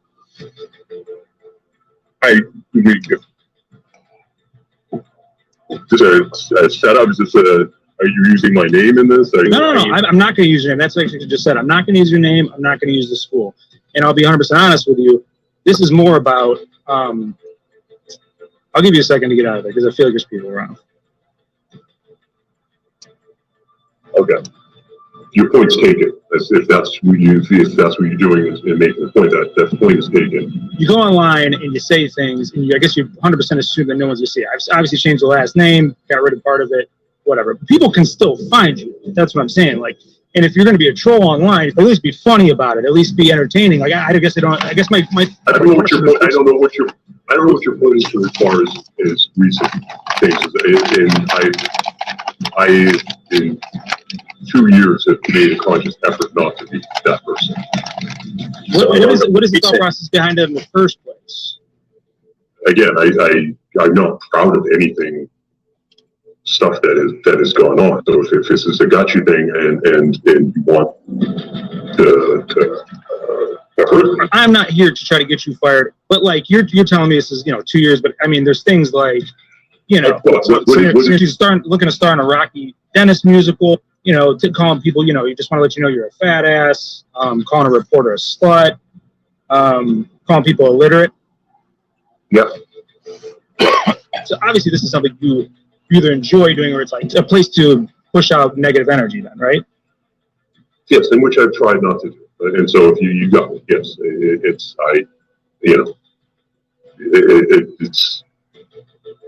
And I guess my question would be then, do you plan on continuing doing that? Because No, I don't. You know what? No, I don't. That's no. Okay. No, I don't. That's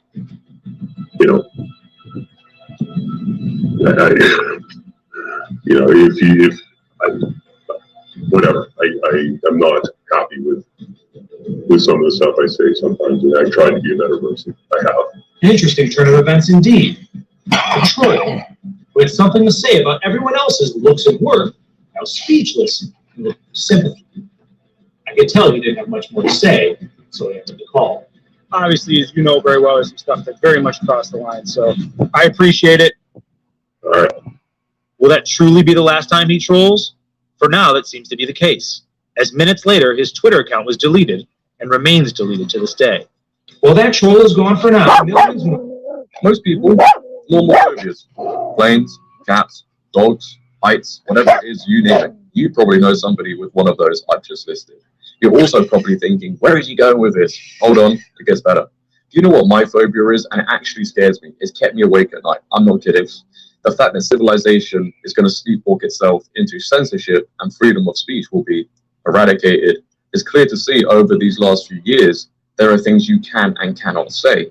So when I see popular people on social media calling for more censorship, I think to myself, they don't really know what they're doing. They don't really know what they're saying. And they're kind of shooting themselves and everybody else in the foot. A very popular Twitch streamer who goes by the name of Pokimane, who has built an audience of, let's be honest right now, lonely men donating to her in the hope she says their name or waves to them. I'm not even joking. This is genuinely the case. A lot of men will sit there lonely for hours hoping for a little bit of online interaction, even if it costs them. But in a recent stream, she came up with the well thought out, intelligent idea, let's say, that people now need to be held accountable for the things they do and say on social media. And I think she's referring to things like online trolls. Look, I understand there are online trolls out there who can say and do terrible things, and in extreme cases, they need to be dealt with. But for the most part, I just don't understand this idea that we should all get offended over comments and label everybody online trolls. Look, I get comments from time to time. I might get more. I don't look at them. I don't just stare at the comments looking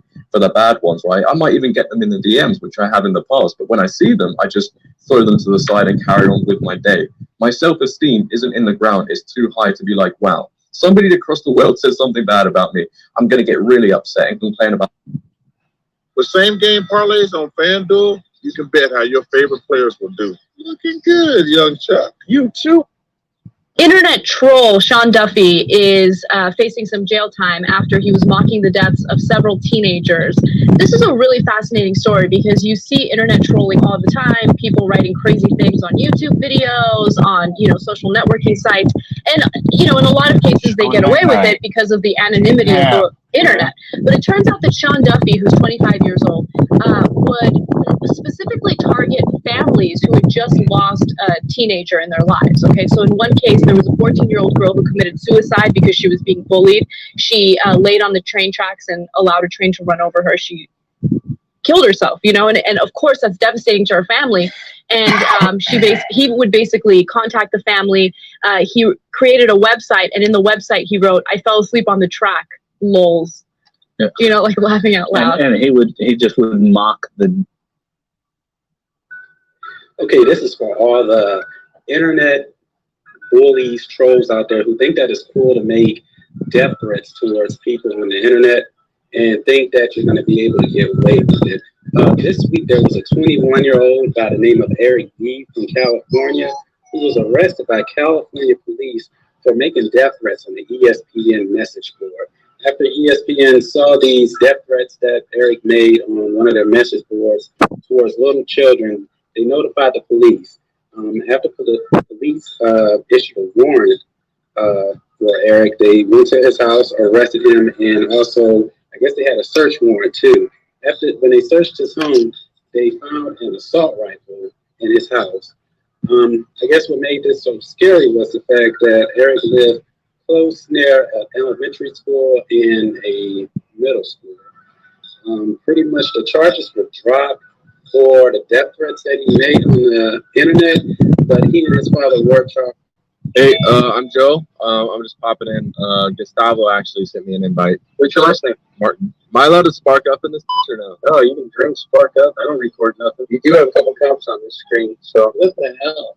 Hey, what's wrong with that, Hill? I never heard that before. Wait, who's a cop? I think it'd be more of a question of who isn't a cop. So you got your equipment, Joe, or Yeah, what have you done? everything there is to know about umpiring.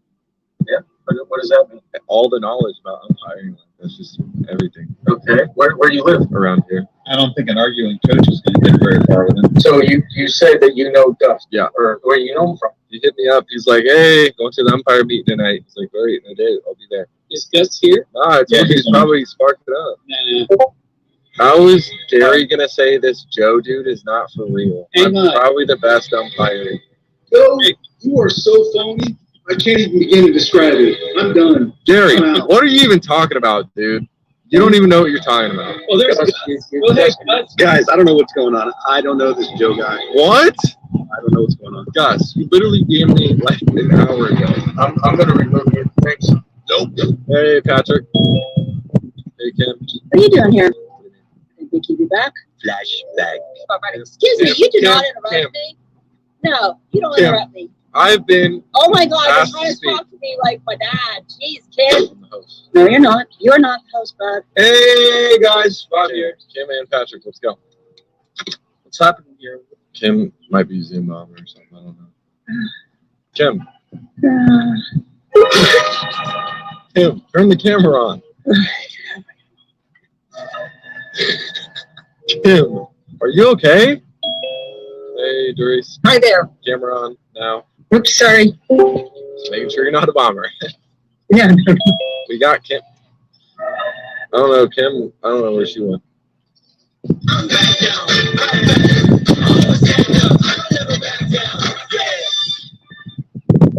She went. Nope. Hey.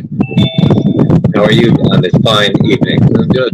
Welcome. Do you have a pet, or do you have a special, feeling for animals? I actually like to go to Nets and the nonprofit around the area. I like to go feed all the stray dogs chocolate. Oh, I'll bet they like that. There's a lot of stray animals that are out there. Hello. Especially cats. They're not fixed, so they make more cats. Cats be fucking. Okay, well, now I'm going to ask you, try not to do any swearing. Okay. Steven, did you want to share a little bit? Do you have any animal stories? Yeah, so actually, my cat recently just passed away.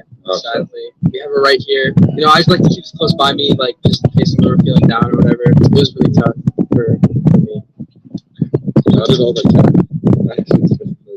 Well, Steven, actually, it's not such a bad thing that you just tossed the Bob because the soul for the cat is not there. How's it going? Okay, how's it going with you? Doing good. What you guys up to? Can I just ask Jennifer? Jennifer, do you have any tips? Yeah, Jennifer looks pretty locked in. I wouldn't bother her.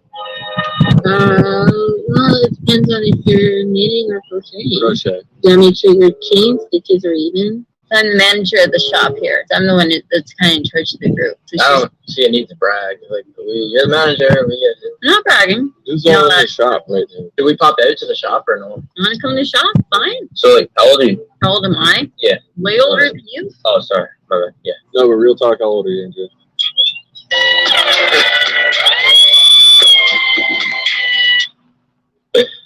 What was that? I'm in my 30s, Joe. I think he was trying to say old. It's just like, I'm never going to so I'm never Andrea, I'm actually 27, so it's not like a big difference. Big difference? Do you have Snapchat? Andrea. Yes. And I am married, and I am a grandma. Well, yeah, exactly. Whoa. I didn't say it. Who said that? Tell her to pull up. Tell her to pull up. Come here, Buckaroo. Come here. Yeah. Hey, who's sending you dick pictures?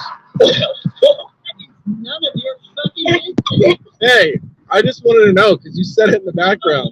No, you're way too young to be dealing with it. No, I'm not. You are, honey. How do you know what Snapchat is? That's okay. Never mind. Quiet now, eh? Nope. I have a quick question for you. Are you one of the 80% of people who is not subscribed? Hey, bud. Hey, Yes. everybody. Let me ask you to subscribe because from here on out, I'm only dropping the best content possible. So subscribe. Wait, are you part of the knitting group? Yes. Cool. We're just introducing ourselves, and I was just getting Peggy to update her profile pic, and I invite you to do the same 5 days a week.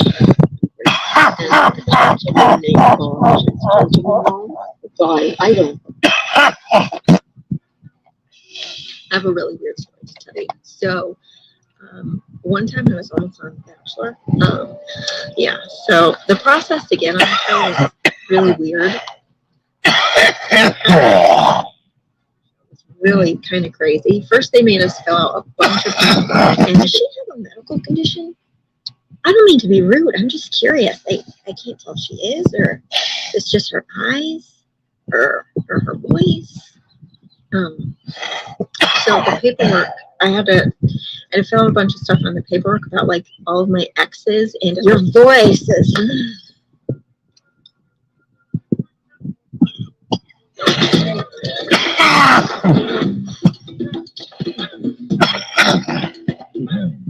There's no doubt social media is great, except for one thing, the people who use their keyboards as weapons of hate. But if you think tech giants like Facebook and Twitter are doing all they can to silence the idiots of the internet, then you're in for a shock. As you'll see, not only do these companies welcome trolls, they benefit from more of them. It's as cynical as it gets, but bullies, it seems, are good for business. And if there's a buck to be made, well, who cares about the victims? Around the world, a silent and sinister threat is wreaking havoc. Living anywhere but hiding in the shadows. Cowardly keyboard warriors and anonymous trolls. And now we can reveal why Facebook and Twitter let them run rampant.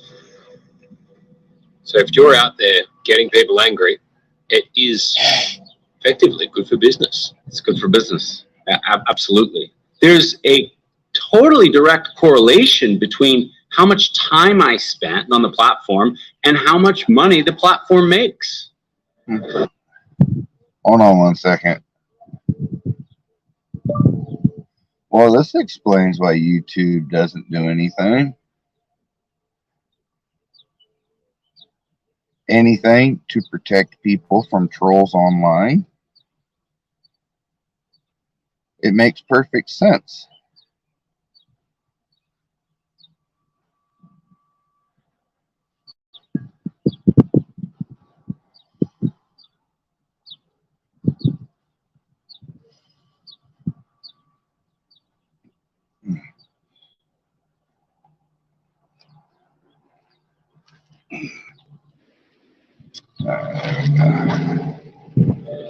Tonight on 60 Minutes, Silicon Valley insiders who helped create these social media mega businesses are now turning whistleblowers on an industry that's out of control. Do you now have some regrets in helping make this monster? I do. There's a real dark side to Twitter that we didn't fully realize. It's a dark side that cripples lives and livelihoods, with victims sharing for the first time the devastating impact of trolling. It's been hurtful to myself, it's been hurtful to others, it's been hurtful to people close to me. As those who've been attacked fight back, demanding cyberbullies be unmasked and put in jail. You're not big, you're not tough. You're scum of the earth. You genuinely want people locked up? Absolutely, I do.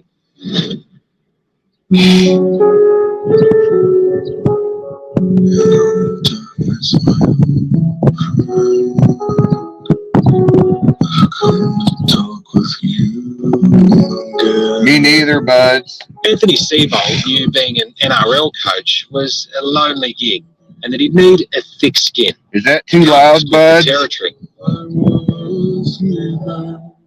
But while he always expected abuse from the stands, he never thought the most vicious attacks on him would come from a crowd he couldn't see.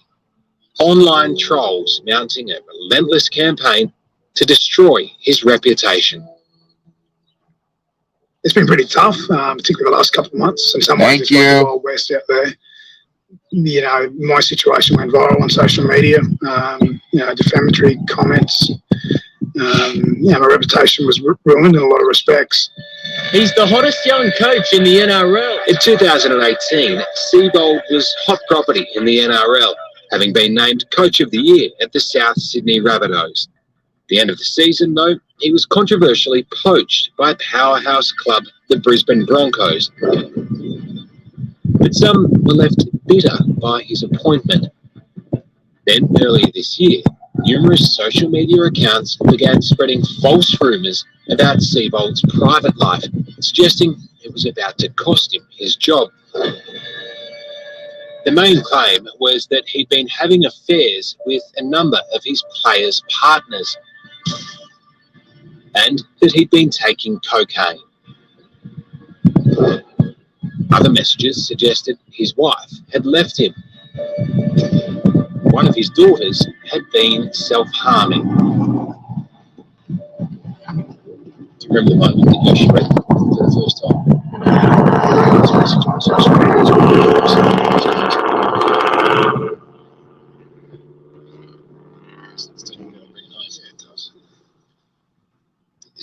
Was that the hardest part for you, the impact that this was having on your family?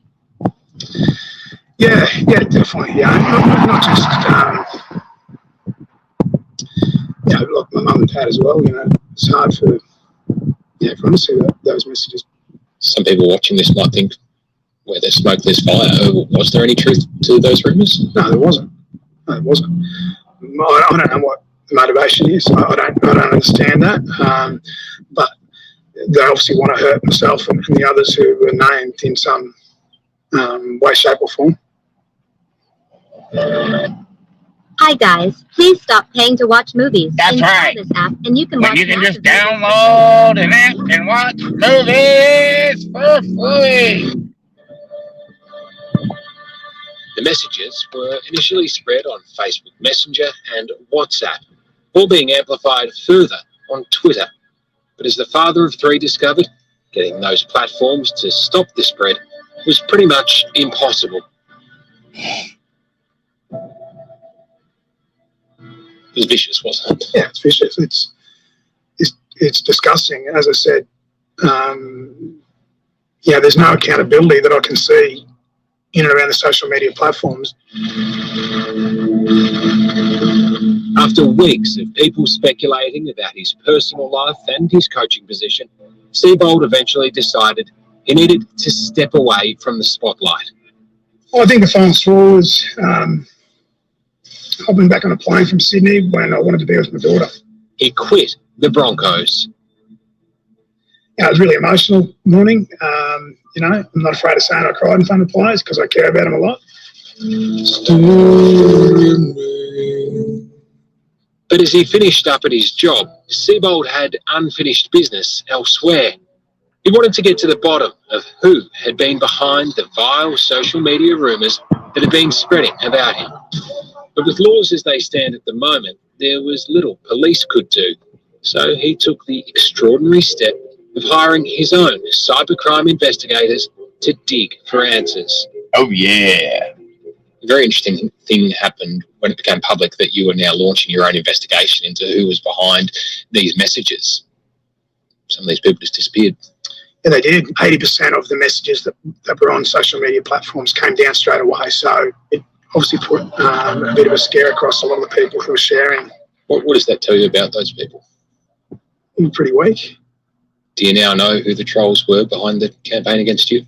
Yeah, I've got quite a few names. Yeah, I'd like to see some people made accountable, that's for sure.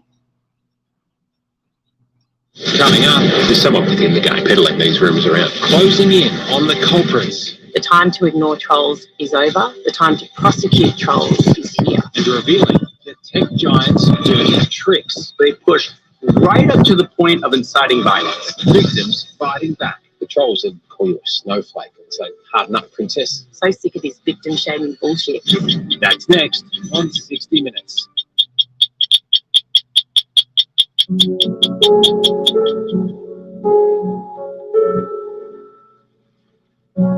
Anthony Siebold's life is a lot less stressful now that he's moved back to Sydney following a tumultuous time coaching the Brisbane Broncos, which ended in a storm surrounding a vicious online trolling campaign targeting him.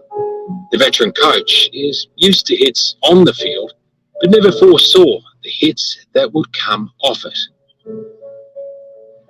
Went through some pretty dark times there a few weeks back because the amount of hate, the amount of defamatory comments that were spread, and people were happy to spread. It was crazy, really, and that's not the Australia that I grew up in, you know. But this is Australia in 2020, where thousands of people are bullied online with almost no consequences for the cowards behind it all. However, Anthony Siebold is one of the few that are lucky enough to have the finances to seek justice for themselves. He's now taken the extraordinary step of hiring foreign cyber investigators to get to the bottom of who spread the damaging and untrue rumours, claiming his personal life was crippled by affairs and drug taking. After plenty of digging, the cyber sleuths have managed to unmask a number of culprits. This has helped identify there's someone within the game that has been peddling these rumours around. Yeah, well, there's someone who makes a living from our game who is part of this conversation, who's added to the rumours, who's then forwarded on, through messages on social media platforms. The person named in the report is an employee of New South Wales Rugby League. Some very high-profile friends from within our game. Siebold has handed the damning findings to police in both New South Wales and Queensland, as well as the NRL's Integrity Unit. But at this stage, no one has faced any consequences for spreading such vicious lies. It's ironic, isn't it? I mean, these people have had a free-for-all calling you whatever they want online with no repercussions, yet if you named them, you'd be the one that cops a punishment. Yeah, that's exactly right. That's what's so ironic about all of this. You know, I can't sit here and tell you these names because, essentially, 60 Minutes could be charged. It's sort of crazy. This is not about celebrities. This is not about politicians. This is about every single Australian because this impacts every single Australian. The time to ignore trolls is over. The time to prosecute trolls is here. In 5, 4, 3. A very good morning to you. Welcome to the Sunday Footy Show. When it comes to online trolling, few people cop as much as females working in the media. And being a woman in the male-dominated world of sport has made Channel 9 host Erin Molan even more of a target. Now, you go to any of the rugby league sites online, and believe me, I don't go to them anymore. But Every single one was either that I was a woman, that I was ugly, that I looked like a slut, that I'd never played the game, that I belong in the kitchen. Different footballers that I've had dalliances with, about bosses at Channel 9 that I must have slept with. It's just vile. The trolls didn't call you a snowflake and say, hard enough, princess. Of course they would. I don't care what trolls think. I am absolutely not a snowflake. Anthony Seibold's not a snowflake. The other tens of thousands of Australians who are abused online are not snowflakes. I'm so sick of this victim-shaming bullshit. There is a shitload of stuff that I will accept. There are certain things I won't accept. That doesn't make me a snowflake. Erin has joined Anthony Seibold in drawing a line in the sand when it comes to the scourge of cyberbullying. Trent Robinson has hit back at Roosters critics. She'd put up with online abuse for years. But one troll went way too far when Erin was pregnant with her daughter, with sickening threats of violence and, even worse, this. I wish you a f***ing stillborn, and you die in the process. Hip, hip, hooray. When you open a message saying, I want your unborn child to die, what does that do to you at that moment? When you're betting on your favorite players, it helps to think like your favorite player. Looking good, young Chuck. You too, old Chuck. Getting better with age. Like a creamy Dutch Gouda. And same game parlays on FanDuel are the best way to bet on your favorite players. Hey, how many championships I'm going to win? Wait, don't tell me. I want to be surprised. You're going to be surprised. New customers get a no-sweat first bet and get up to $1,000 back in bonus bets if you don't win. FanDuel, official partner of the NBA.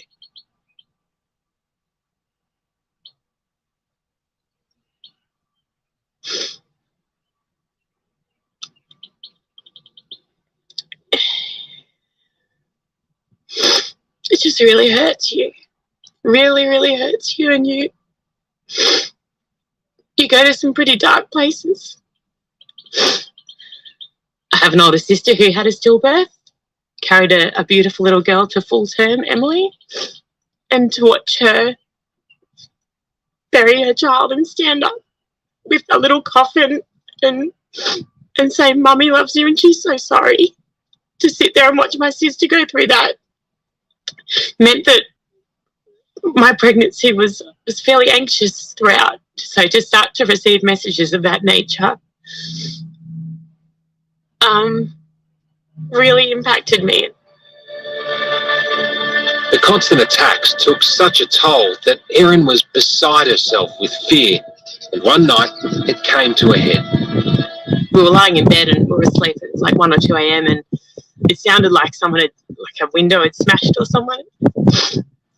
It was just a massive big smash. And I thought, that he'd come in and he was going to try and do what he was saying he was going to do to my baby. And that was kind of the moment where I thought, I can't do this anymore. So I went to the police and, look, they were amazing, but it's not easy for the police to prosecute and to take action because initially there weren't enough messages and more kept coming. And so there's a quota of how many times someone has to wish that your unborn baby dies before police act. Yeah. So, and this is my point, in that one message of that nature should be enough. The man behind the campaign targeting Erin, himself father of young girls, continued the harassment until police managed to track him down and arrest him, becoming a rare case where a troll is convicted, albeit only receiving a suspended sentence. But while police did eventually act, Erin claims Facebook still didn't want to know about this disgusting behaviour on its own platform. They say that they're doing their best to try and curb this kind of behaviour. Do you buy that? No, not on any level. Not on any level. I reported these messages to Facebook. Did you get a response? Yes, and the response was that they were not considered offensive. I don't report anymore because it's a waste of space. It is a waste of time. They're not doing their best. Not even close. Few people know the inner workings of Facebook like Tim Kendall. The social media executive was once responsible for monetising Facebook helping make it the $700 billion business it is today. I regret my role. I was part of the team and led the team that said, look, we're gonna go with advertising as the business model. And I believe that's what set them on this path. Tim was once friends with Facebook founder Mark Zuckerberg, but these days believes there's nothing friendly about what Facebook is doing to society. Now, Tim is breaking ranks to lift the lid on why organisations like Facebook don't crack down on cyberbullying and trolls.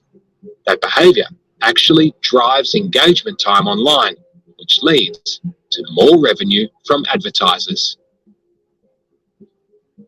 So social media platforms don't necessarily want hate out there, but what they do want is for any emotion to be surging within their users, and that's good for business.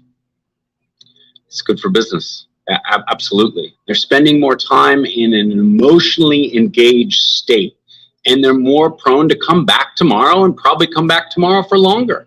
And there's a totally direct correlation between how much time I spend on the platform and how much money the platform makes. So is that a driver? Basically, if you can get people angrier, they're going to stick around longer, and that equals dollars. It is. It is, because the business model is actually to push the margin on that as much as I possibly can. And that's what they do. They push right up to the point of inciting violence. And that's when they'll take it down. But hate speech is totally fine. Coming up, There's a real dark side to Twitter that's been weaponized. no more excuses. Free speech argument is used too much as a crutch. The demands for urgent It's making us sick. and drastic action. You genuinely want people locked up. Absolutely. That's next on 60 Minutes.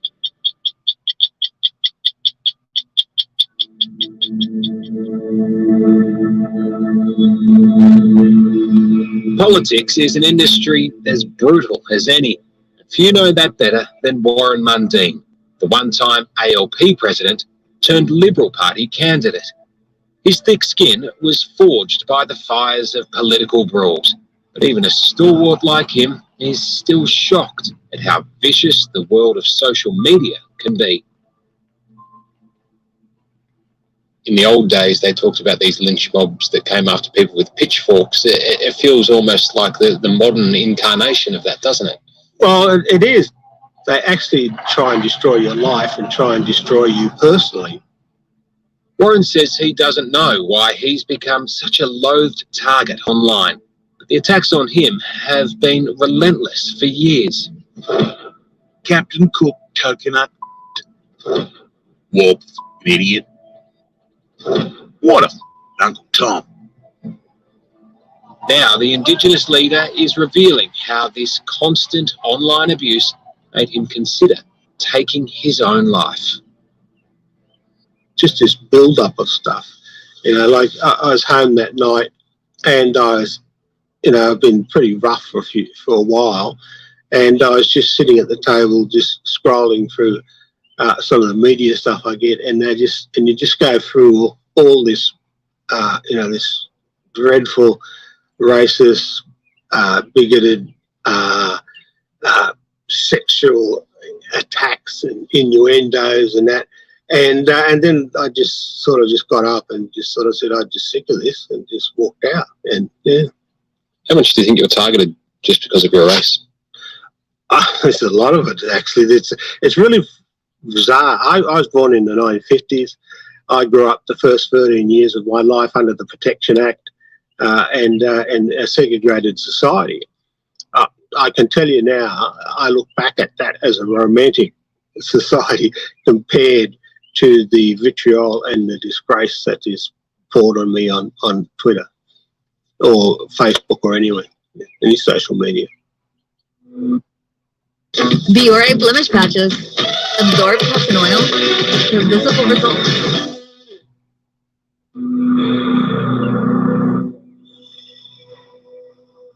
The toxic dangers of social media are exposed in the new Netflix documentary, The Social Dilemma. I always felt like fundamentally it was a force for good.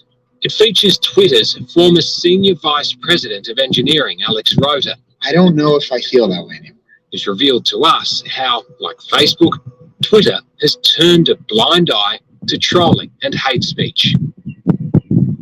There's a real dark side to Twitter that we didn't fully realize, and I think as time goes on, it's becoming more and more obvious. And it's not a place that actively polices hate and spam and abuse, and it's been weaponized. Do you think that hate speech is often protected by this idea that it's just free speech? I think that's exactly the argument that's used to protect it. The free speech argument is used too much as a crutch to allow a ton of behavior that is not good for society. Alex believes one of the most dangerous factors Twitter ignores is the prevalence of anonymous accounts, which are rife when it comes to trolling innocent users. Can anonymity be dangerous? Yes, I think anonymity does not bring out the best in people. I think that people, when they're hidden behind anonymity and no consequences, the worst aspects of trolling comes out. And the more you can tie your behavior online to a real human being, you act in a way that more approximates how you treat strangers in real life, which is with decency and respect. Former Facebook executive Tim Kendall is so disturbed by the downsides of social media these days that he's now developed his own app, Moment, to help people step away from the online world. Do you think we've reached a bit of a turning point in society? I mean, it feels like for a decade, the push has been for everyone to get on social media. And now we've reached this moment in time where everyone's saying, no, actually, we need to cut back. I do. And you know, I've done a lot of looking into the arc of cigarettes and the arc of public perception with cigarettes. I believe that we are going to wake up over the course of the next 5, 10, 15 years and learn that overuse of social media is just incredibly corrosive to our own mental well-being and corrosive to society. You know, in a word, it's making us sick the more we use it. Facebook and Twitter refused to be interviewed for this story, which probably isn't surprising, given so many users are already accustomed to them passing the buck on the issue of online abuse. But if they won't police their own turf, then the onus is on the federal government to step in, and there are now growing calls for them to toughen the laws surrounding social media use. Yeah, I'd like to see it stop with me. I would hate someone else to go through what I've been through.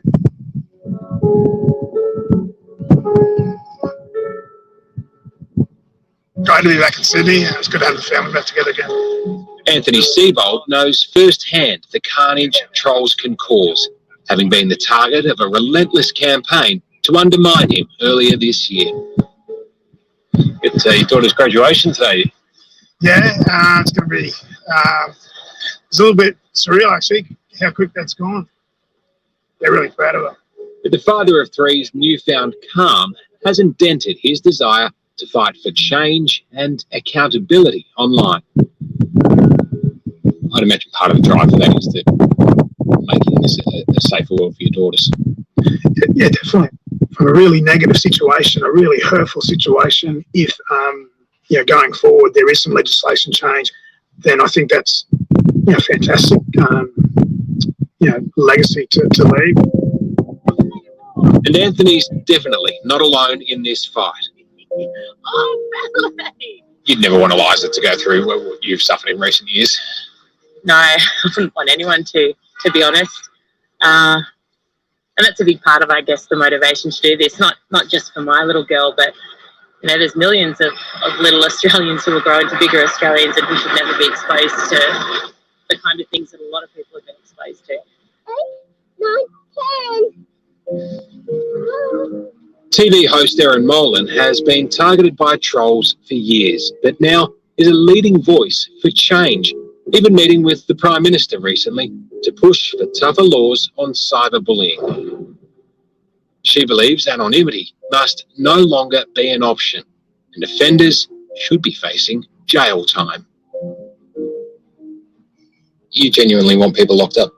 Absolutely, I do. You need to change the entire conversation, the entire narrative, and say, hey, Johnny, if you're going to troll, do you care about going to jail for 3 years? Do you care about being on the front page of the paper and your wife and your boss seeing? Do you care about you being held to account and never getting another job? Do you care about your kids seeing this in 5 years' time, that their dad was an asshole and bullied someone to the point where they nearly took their own lives? Do you care about that, Johnny? Yes, you do. Because then Johnny sees real consequences for his actions. Then Johnny thinks twice about sending something. Then Johnny stops. It's not just Johnny that stops. Johnny's mates. And everyone else stops as Absolutely. well because they go, ooh. And that's the most powerful thing. You prosecute 5 of these people, 5, and the majority of the rest will stop.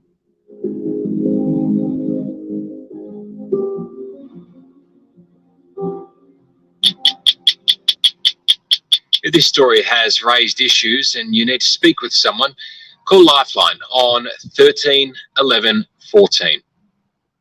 Hello, I'm Sarah Arbo. Thanks for watching. To keep up with the latest from 60 Minutes Australia, make sure you subscribe to our channel. You can also download the 9Now app for full episodes and other exclusive 60 Minutes content.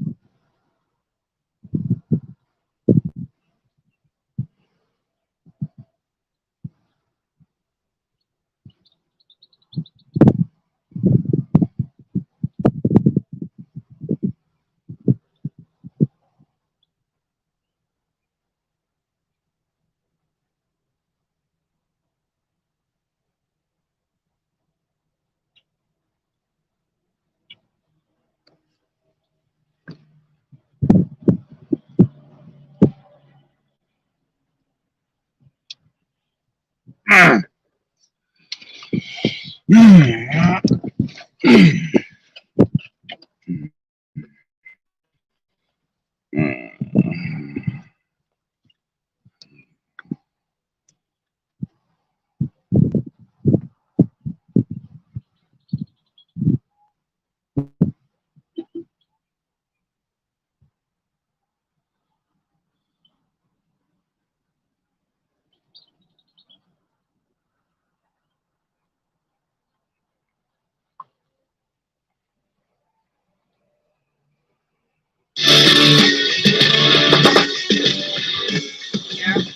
you post as Magnolia Fan on MoviePoopShoot.com? Yeah. Did you write, fuck Jay and Silent Bob? Fuck them and their stupid asses? Yeah, a while ago. So, how many people want to kick some? How many people should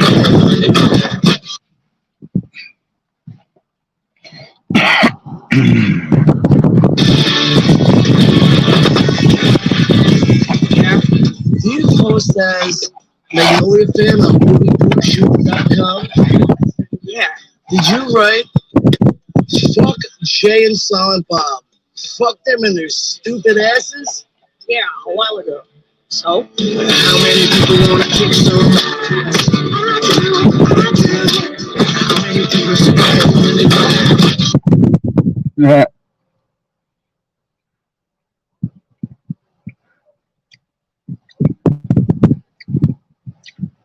I have a surprise for you. I have a surprise for you. What? Let's say it at the same time. Okay, 3, 2, 1. I booked a person cabin in South Beach. Free cancellation on most days. Well, that's good too. That's good. Booking.com, booking.com. Yeah. Pizza Hut melts are just for you at just $6.99. Enough for two, price for one. Crispy, cheesy, and loaded with toppings. Excuse me? Pizza Hut melts now with cheesesteak, just $6.99. I know I've talked a ton about Twitter recently since Elon Musk took over, but I just can't help it. It is so entertaining to see all of the silliness unfold. It's become my go-to soap opera. I'm more captivated by this than I was Better Call Saul. I'm waking up each day to new Twitter drama, a new catastrophe, and it is putting a massive smile on my face. Elon's been celebrating the active user records they've been hitting recently, and I don't doubt that they're breaking records with active users right now. I imagine there's tons of people just like me signing on every day just to laugh at the state of the site and laugh at all the impersonation accounts that are all verified now and costing real companies billions of dollars. I'm going to talk about that in a second. It is so wild. And yeah, he's absolutely right about one thing. Comedy is legal again on Twitter. He has unleashed it. The floodgates are open and the goofs are coming in hot. So let's just get right into it. I'm sure a lot of you have seen by now, but maybe some of you haven't, and I can't wait to open your third eye here to true enlightenment. This is trolling to perfection. So Elon Musk announced for $8 a month you can get a verified check mark. Doesn't matter who you are, it's open to the public. You just have to pay for it. This has also led to some confusion, especially surrounding my personal Twitter account because I'm still verified on there. So a lot of people have been accusing me of being a hypocrite, saying, interesting, you still have a check mark, clearly paying $8 a month even after you criticized it so heavily. Let me make it clear. I don't pay for Twitter. Like I said, I still believe it's a fucking dumb, brain-dead dog shit idea to pay $8 a month for a check mark that's basically a Boy Scout badge for humiliation. I would never do that. It's more shameful to pay for Twitter than it would be to pay for a happy ending at a massage parlor. So no, I'm not paying for Twitter. I still just have the old check mark on there. Now to get back on track, Twitter Blue has fully launched and it is a colossal flop. It's having a box office performance like The Room here. It is just a fucking failure, it seems. A lot of the numbers that are being reported are all over the place. They range between 100,000 on the low end up to 440,000 on the highest end that I've seen. But let's go ahead and round that up. Let's say there's 500,000 Twitter Blue subscribers, and all of them are paying $8 a month. That's $4 million a month coming into Twitter. That doesn't even cover 2 days of their operating cost because Elon Musk has claimed Twitter is losing $4 million a day. So through Twitter Blue, they're able to make back 1 day's worth of operating cost. That's it. And that's their monthly subscription. So after a month, they'll be able to pay for 1 day's worth of running Twitter. What a tough pill to swallow, I'm sure. Let that sink in, am I right? Now, of course, this isn't their only source of revenue. They do still have some advertisers, even though a ton of them pulled out. And Elon really seemed to put most of his eggs in this Twitter blue basket, truly believing that most people would want it. Like, everyone's going to ask for this for Christmas. Everyone's going to sign up for the check mark because that's what's most important to everyone on Twitter. So we'll charge for it. Only it turns out the interest really wasn't as big as he and many others thought that it was. So yeah, that $44 billion that he used to purchase Twitter may have been better spent wiping his own ass with it. He also took out a loan. I believe the loan was $13 billion, according to Bloomberg. And the loan is also going to be something that Elon Musk is probably going to have to make payments on, and those are going to be extremely expensive as well. So at current rate with Twitter Blue, he better pray that Twitter's around for the next 2,000 years, because by then he might finally be able to start making a dent in how much money he owes and how much he has lost on Twitter so far. Yeah, while the number of users may be skyrocketing, that's clearly not translating into money for the company. But god damn it, I am so glad Elon's doing what he's doing right now, because it is so entertaining to watch. Twitter Blue has been mainly being used as a tool for impersonation and trolling, and it's done remarkably well. I'm sure a lot of you have seen over the last couple days, one very successful viral post came from someone impersonating Eli Lilly. Some Giga Chad hero out there paid the $8, impersonated Eli Lilly, and said, "We're excited to announce insulin is free now." And then this tanked their stock 3% instantly, just from one shitpost from someone impersonating them on Twitter with the check mark. Now, of course, my heart isn't breaking for Eli Lilly here. I think what they're doing with the price of insulin is very fucked up and shady, but that's not what we're here to talk about. We're here to laugh at this, because my god, this has to be the most expensive troll ever. Fucking beautiful. I actually just wiped out billions of dollars there. Now, there are people that are saying this is just a theory and it might just be a coincidence that that viral tweet from the Eli Lilly impersonator coincided with the stock drop, because apparently there were other market factors that may have led to this drop in stock. I'll go ahead and share that with you now. Now, I'm not smart enough to really opine on whether or not it was the tweet or other market factors here, but I'd like to share all the arguments here from both sides for the evidence. Now, I will say, of course, it's very possible this tweet has no impact on it, and it truly was just a coincidence. But this also wouldn't be the first time a tweet has had massive market effects as well. It's far from unheard of. In fact, Elon Musk himself has even done this a couple of times, where some of his tweets have real implications on the Tesla stock. The most infamous being, "Am considering taking Tesla private at $420, funding security." This, of course, had a huge effect on the market for the time, and even resulted in Musk having to pay a $20 million fraud settlement, as well as Tesla paying a $20 million penalty.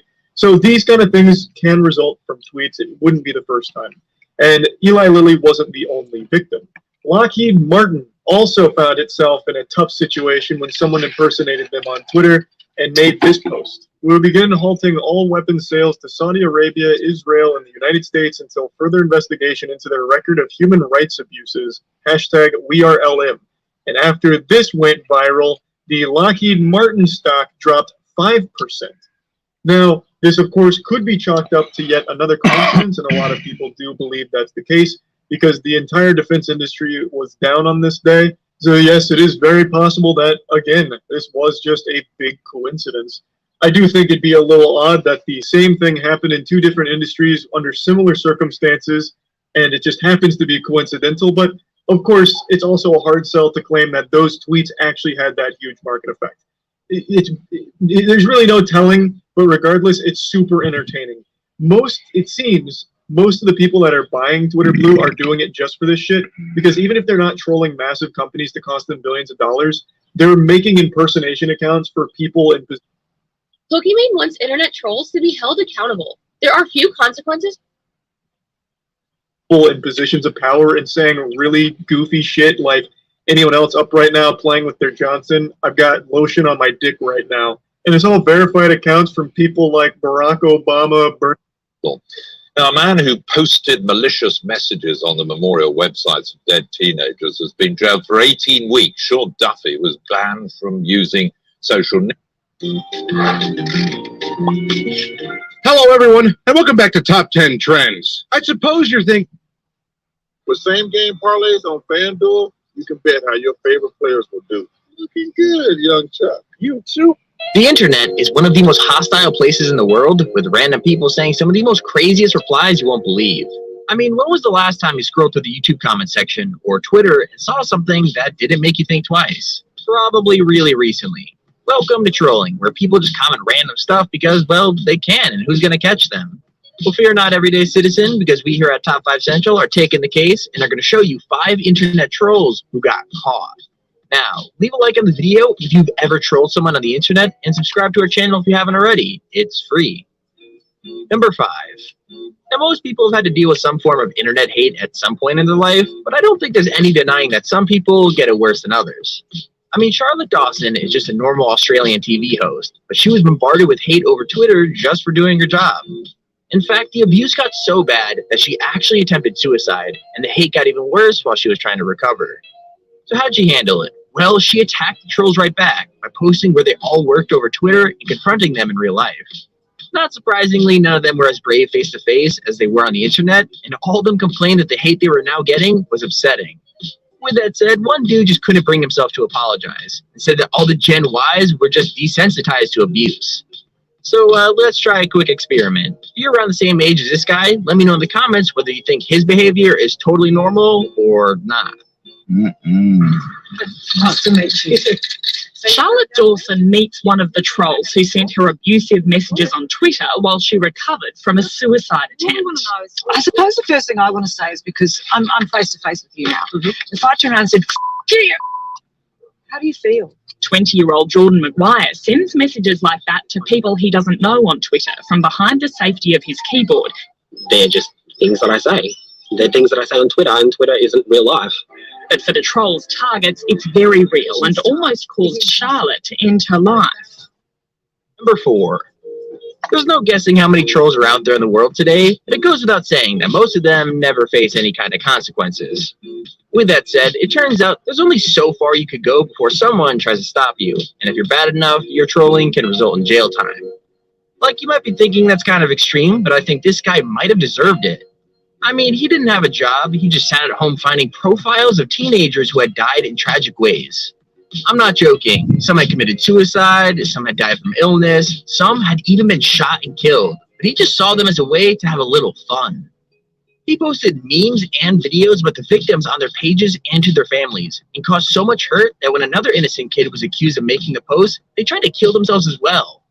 After all that, it's not really surprising that he wound up with 18 weeks in jail. In fact, I would have put him away for way more. But we decided to try and track one down. We met a source who's familiar with the trolling community, and he gave us information about a notorious troll. The troll's screen name is Nimrod Severn. On this pen drive is the evidence of what this troll, Nimrod Severn, has been up to.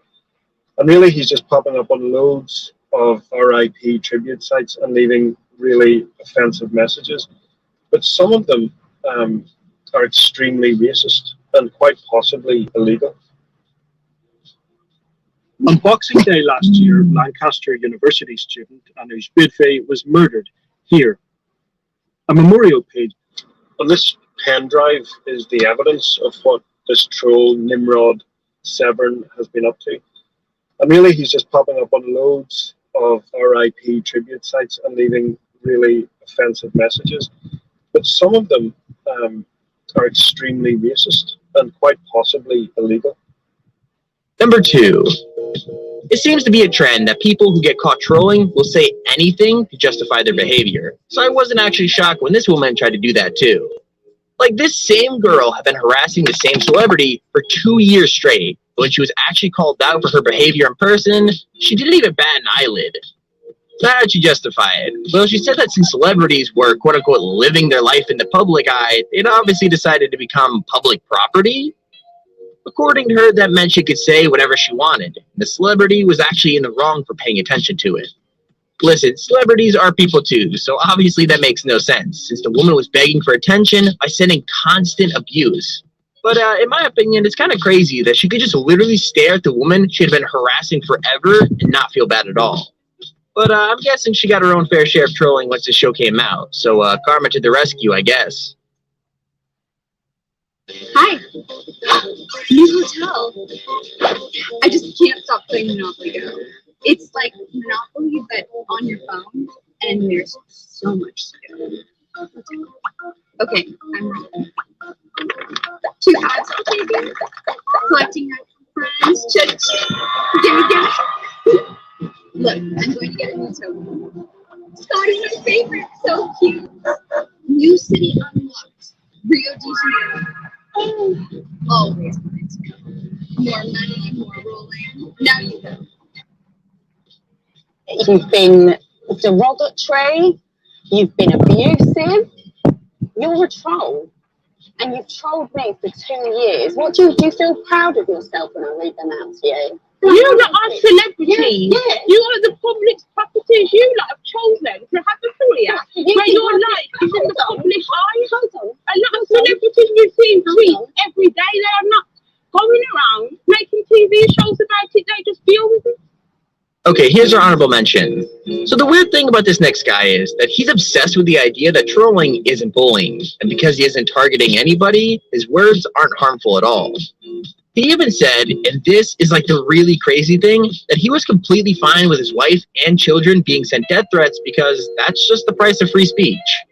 That is already pretty out there, I know, but then things get downright hypocritical. Why? Well, this guy refused to give out even his screen name because people knowing his identity might mean he gets targeted for abuse. Totally ridiculous, I know, but this guy thought he was being totally logical. In fact, I can't even tell you what kind of things he thought were okay to say, since they're so offensive, they couldn't be read out on TV. To give you a clue, though, he thought making jokes about people who were crushed to death in super famous tragedies was pretty funny, and he thought joking about toddlers who were kidnapped and murdered was hilarious, too. Classy, am I right? You've got a distinction, haven't you, between trolling and cyberbullying? You think the distinction is very important, so just explain that to me. Trolling is entertainment. Yes, it's basically winding someone up. Cyberbullying is completely different and is as illegal as any other type of bullying. So you're saying what you do is okay because you're not terrorizing someone, you're just insulting them. Correct. I'm there to insult their intelligence, and I'm there to upset the apple cart. Just tell me some of the things that you've posted. Number 1. Okay, so we've looked a lot at how far you have to push trolling before the law gets involved, but how it works in this story is even more interesting. I mean, this dude is British, so British laws applied to him, but because his audience was mostly American, it was Americans who tried the hardest to track him down. Here's the thing, school shootings don't really happen in the UK, so if this guy was making jokes about that happening in England somewhere, people would assume it was just a joke. The thing is, this dude was dumb enough to say he was planning to do something at specific American schools, something, America takes very serious. Anyway, because he had been threatening students and then himself, the American cops tracked down his computer to see if he was a threat. When the results revealed he was actually miles away in North England and not a threat at all, they could have let it go, but instead they decided to pass on the info and have him arrested anyway. Just goes to show, no matter how far away you are physically from the people you're threatening, chances are karma will catch up with you eventually. It is Michael. 24-year-old Reese Elliott was sentenced to 2 years and 4 months in prison for posting abusive remarks on a Facebook page meant to be a tribute to a 17-year-old girl that was killed in a car crash in Tennessee. The postings, which were made under a pen name, included threats to shoot hundreds of school children, something that's taken very seriously in the United States, given the history there. So authorities actually kept thousands. And there's a video on the top 5 internet trolls who got caught. If you enjoyed the video and you've been trolled before, or you want to find someone who's been trolling you, leave a like on the video and comment the full story. I would love to hear it. Also, don't forget to subscribe so you get notified every single time we upload a video. We're trying to keep our upload schedule at around 4 uploads per week, so Wednesday, Friday, Saturday, and Sunday, so make sure you sub. It's free. Thank you all so much for watching. Hope you enjoyed. Have a beautiful rest of your day, and we'll see you all in the next video.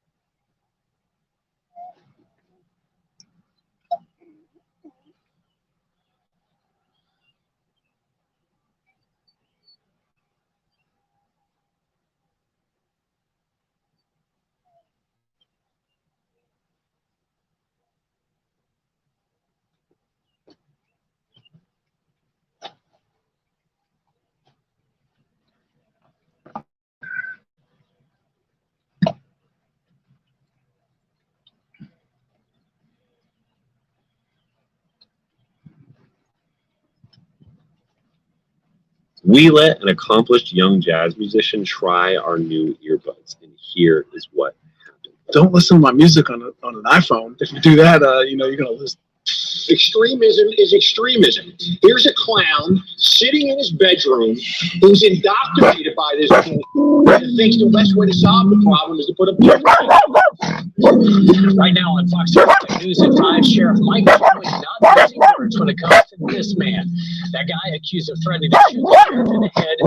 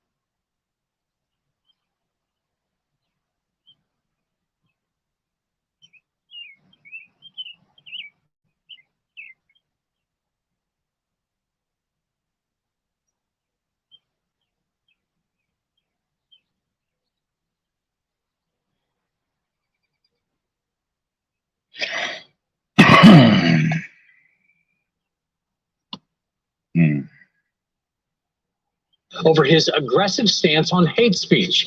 Detectives say he targeted the sheriff after he took on anti-Semitic protesters who showed up at the Daytona 500. Thanks for joining us today. I'm John Brown. And I'm Deborah Cho. Fox 35's Chris Lindsay joins us from Volusia County tonight. Chris, the sheriff says this isn't going to stop him. Absolutely not. I'm here at the training center in Daytona Beach where Chitwood did deliver his press conference. Behind me, you may see some recruits going through their process. Now, one thing is for certain, after hearing what he had to say today, Sheriff Chitwood will not back down in his war against hate speech. We have people in the human race, and they can't look at themselves in the mirror, and they don't want to look at anybody else.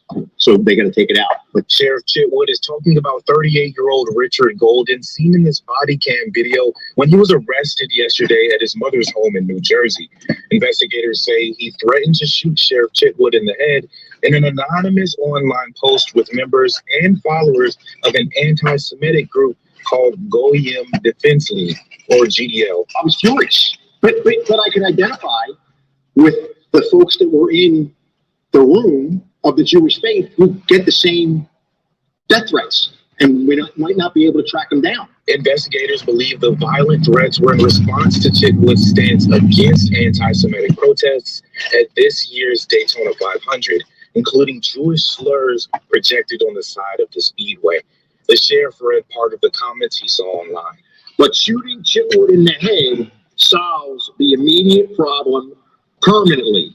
Just shoot Chitwood in the head, murder him. According to the sheriff, Golden denied being a part of GDL. New Jersey detectives and FBI agents say he regularly interacted with the group. They discovered that he's anti-government, he's anti-law enforcement, and like every other active shooter that we come across, is a marginalized member of society who spends hours and hours and hours in these extremist chat rooms. He says incidents like these can lead to tragedies. Whether it's a school, whether it's a synagogue, whether it's a mosque, extremism is extremism is extremism. And the sheriff is looking forward to getting Golden back to Florida, which is why it's important for citizens and law enforcement to take a stand against them before it's too late. Airfare and boarding complimentary of Volusia County.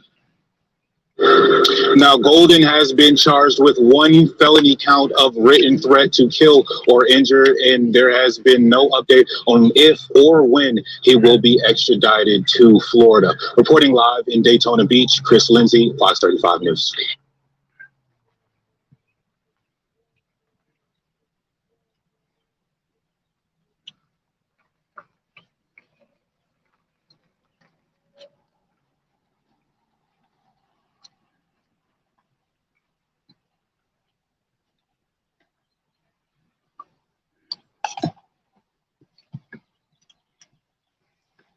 Come on.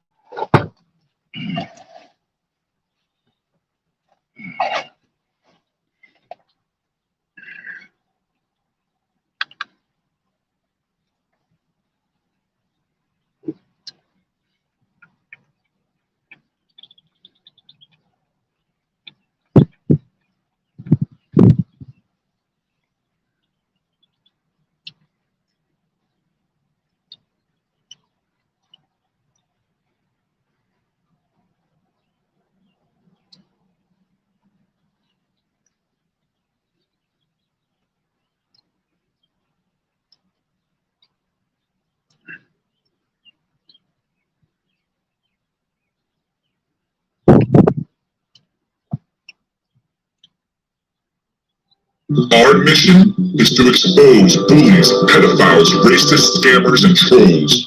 He's a TikTok crusader taking down one troll at a time. He goes by the name The Great Londini. I didn't realize until I looked around social media and I uncovered how much vitriol there is, how much hate there is. The man is a mystery to his more than 3 million followers, only seen in masks and in silhouette. If we are coming to expose you to your parents or the police or your employer, it's because you've already crossed the line. There's no stepping back over it. To those of you who still believe you can harass the innocent, you may want to check our videos. If we catch you playing a stupid game, you will win a stupid prize.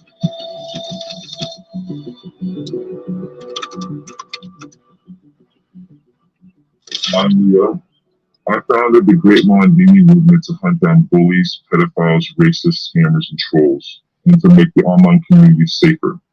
Internet trolls or keyboard warriors have long been a problem on social media, but a former Marine on TikTok is determined to be their worst nightmare. The Great Londini says he can expose the identity of almost any cyberbully.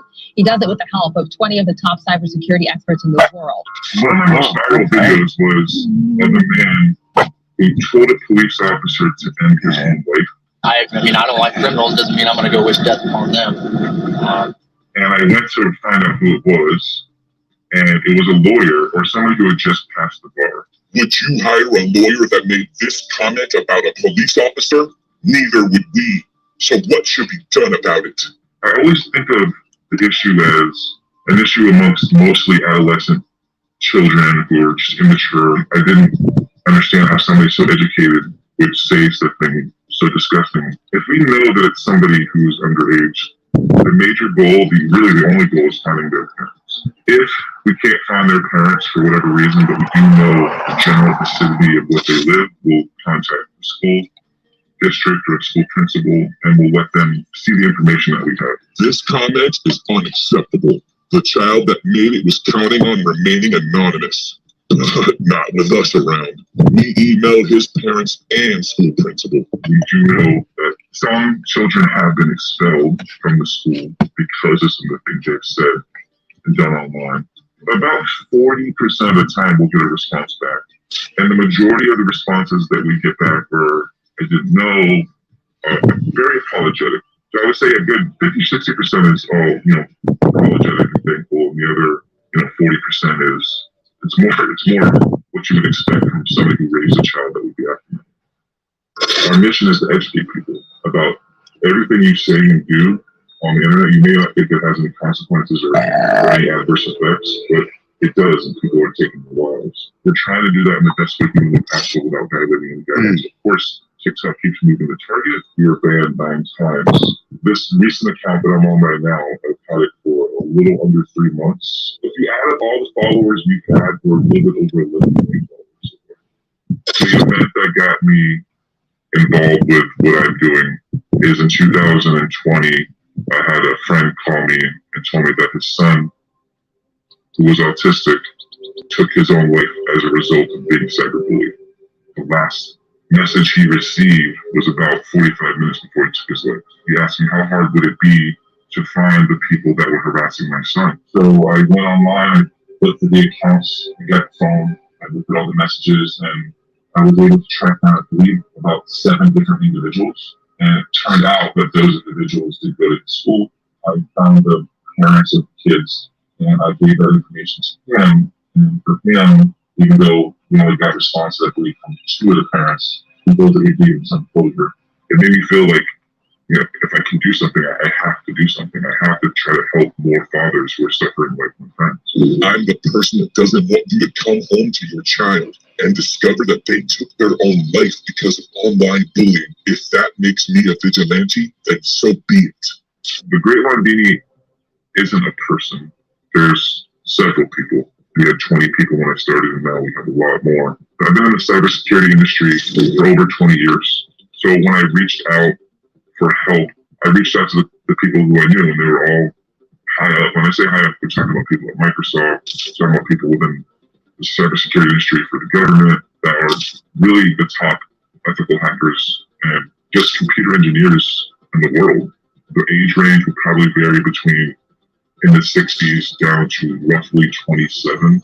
They kind of walked me through if this is what you were going to do, this is how you would do it legally, ethically, and smartly. When we track somebody down who's committing a crime or harassing somebody online, it's mostly information they've published about themselves. For the most part, it's just simply opening up their profile, looking to see who they're following, looking at their Instagram. So it's just a simple online search a lot of the time. We have on our website a list of rules that we ask people to follow. The core tenets are don't bully the bullies, never dox, and never harass, right? There have been a lot of times where people will use the name Londini as like the sharp end of the stick. If you don't stop harassing them, the Londinis are going to come after you. Londini Army, Londini this. It doesn't exist. They're basically the technical equivalent of mall cops. We observe something and we report it. If we're coming after you or trying to expose you, it's a foregone conclusion. We're not going to threaten you. There's no buyout. Let this be a lesson. No mercy. That I know of, 2 people have been fired, and it's a crime, and we can figure out who that person is. We will make an anonymous tip through the police department's tip line and let them have all the information that we have, how we came to that information, and then let the police take it from there. But at the end of the day, our only goal is to get the information into the hands of the people who need it. Even the video of the veteran who somebody asked them to take their own life, and obviously the video was devastating to me. And for me, everything in my body was like, no, let's make this guy a public example. If you ever do this, harm's going to come your way. But at the end of the day, we can't, right? But even though I wouldn't do that, I did do a video and I said, listen, we know who you are. And I did know who he was because I actually talked to the veteran. And the veteran said, hey, I know who this guy is. He's been harassing me. We're going to track the person down. That was it. We said, we know who you are. Stop. And we were hoping that would be a deterrent from other people. But that wasn't enough for some people. So a lot of people, including people that claim to be Londoners, went and found somebody who has a similar name and put their name on the internet. Several users have attempted to dox this commenter. This resulted in an innocent man being harassed. This is the reason why we never post private information publicly. His job was threatened, his life was threatened. So I had to go onto the account again and make another video saying, you're not the judge, you're not the jury, you're not the executioner. You have to let the people responsible handle these things and stop presenting things as facts, because you're going to get people either fired, hurt, or killed. I have read the content moderation guidelines religiously on TikTok, and I don't buy them. I just don't. Now they change from time to time, but every time they change, I read them and I stay within the rules. So again, I don't know why. I think it has a lot to do with the fact that they don't like me calling out the problems. I'm a constant reminder that there's absolutely no way to moderate millions of hours of footage, and there's never going to be an end game for that.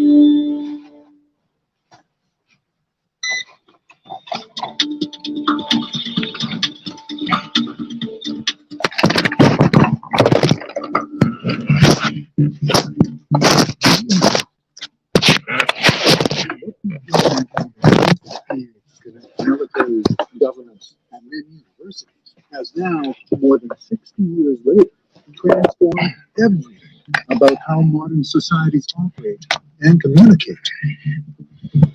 Today, no one can escape the grasp of social media or evade the mind-boggling connectivity that nearly all humans worldwide now have access to. But few have been prepared for what has also emerged with all this human connectedness. A new and ominous strain of human behavior has been unleashed. Increasingly, people are hiding behind a cloak of anonymity, waiting to provoke, harass, and even threaten anyone they choose. They are called internet trolls. A troll is someone devoting large parts of their life to attacking other people on the internet, basically trying to make that other person's life miserable in some way. They send things to my home. It terrifies me to think what they could do if they wanted to, knowing exactly where I live, knowing where my children go to school. Trolls can be a minor annoyance or a life-crippling terror. But what happens if society tries to silence them? Who loses then? Trolling is a free speech issue. And if you aren't free to hate someone, then you're not free. I've been associated with all kinds of organized trolling groups. We're stretching the bounds of free speech. You either use it or you lose it. Feelings will be hurt. Politicians and the courts are now grappling with who really is a dangerous troll. I've been called troll by very powerful people that should know better. Homophobe, misogynist, racist, all this stuff is just lazy people not wanting to interact. Artist Gregory Allen Elliott is at the center of a landmark trolling case that might land him behind bars and forever change what any of us, anywhere, can or cannot say online. If Mr. Elliott is convicted of a criminal offense, watch out. Nobody will be safe. You better shut up. Because if you don't, you could be going to jail.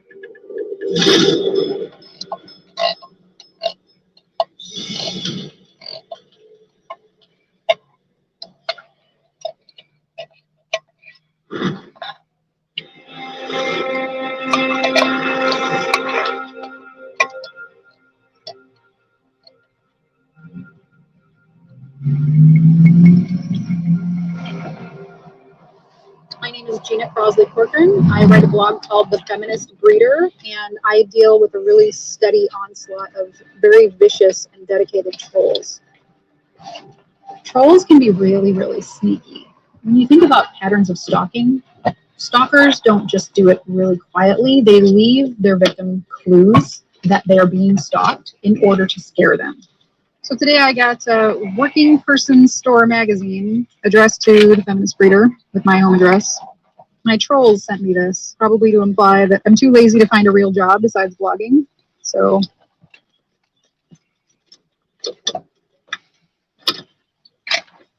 guys, hey!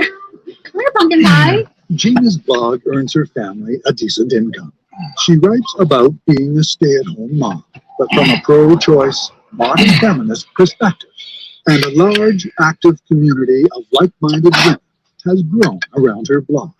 I like to see that recognition response when someone else goes, oh, me too. And that's so validating. That's why I do it. Feminists are frequently targeted by trolls. Gina knew to expect attacks, but she's been overwhelmed by the volume of abuse and stunned to discover who her trolls are. The trolls and the really dangerous people that I attract are themselves mothers and have small children at home. They get something out of taking out their frustrations on someone like me. They see me as a figurehead, and They're really angry about the attention I'm getting from people, and they want to discredit me in any way they possibly can. These people spend all day taking screenshots of every word I type on the internet. They all pick it apart. They talk about my children. They talk about my clothes. They spend an incredible amount of energy focusing exclusively on something that they claim to completely hate. And to me, that's the difference between someone who just disagrees with you or someone who's really stalking every move you make. And those are the trolls. Gina sees little difference between her trolls and a stalker. They want to see her react, and they know how to push her buttons. A stalker wants to upset that person. They want to make them afraid. And that's what these trolls do. They leave comments in such a way that makes you feel afraid of what they're going to do and say. They'll leave comments about my address or my kids, and they do it because they want to get a reaction out of me. They want to see me lash out, and it all feeds into this sick and twisted entertainment value to them.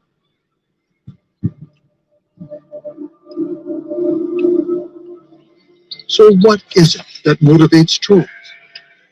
In London, England, psychologist Raj Persaud believes the internet has spawned an entirely new, yet unexplored, set of human behaviors.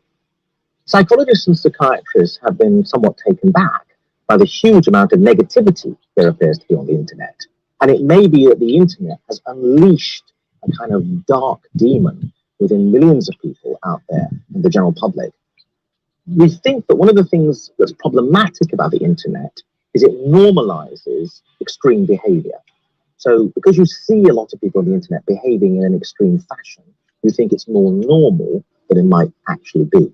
And the other thing is it seems to encourage a herd-like piece of behavior. If one person starts being negative and a group of people pile in behind them, there's a kind of cascade effect, which you don't see in ordinary life outside of the internet. Psychologists further believe that one thing has compounded the effects and numbers of trolls. Anonymity seems to be a very important factor on the internet, in that it seems to make people less inhibited about doing nasty things. It means that people feel free to get away with bad behavior because they think they're not going to get called to account. No one's going to point the finger at them. So the anonymity effect seems very important and may explain why so much dark and negative and extreme behavior occurs on the internet, but doesn't seem to occur in real life, in face-to-face interaction. But what inspires a troll? What do they get out of it? Operating out of an undisclosed location in North America, one hardcore and self-professed troll agreed to tell us, provided we maintain his anonymity. I'm Wild Goose, and I'm a member of the Bill Wagner crew. And I've done a podcast for the past several years documenting internet troll activity, hacker activity, Gamergate, Anonymous, Occupy, you name it. I've been a part of it. There's a serious darkness in not only us, but I think in everybody online. I think a lot of people just don't tap into the power of anonymity and what it can do for them. When you're anonymous, you're free to do and say a lot of things that you otherwise wouldn't do in real life. You would be powerless to do in real life. Goose joined forces with like-minded trolls he met online, and they work as a team to offend and infuriate as many people as they can. If you were to Google Bill Wagner crew, chances are you'd come across a term called rip trolling. When somebody dies and their family puts up a memorial up in their honor, we might set up a separate page, or we might just go on that page and create a ruckus. But the idea is to get as many followers as possible on that page and make it seem as legit as possible so that we can offend as many people as possible when we start posting gore and other kinds of shocking material.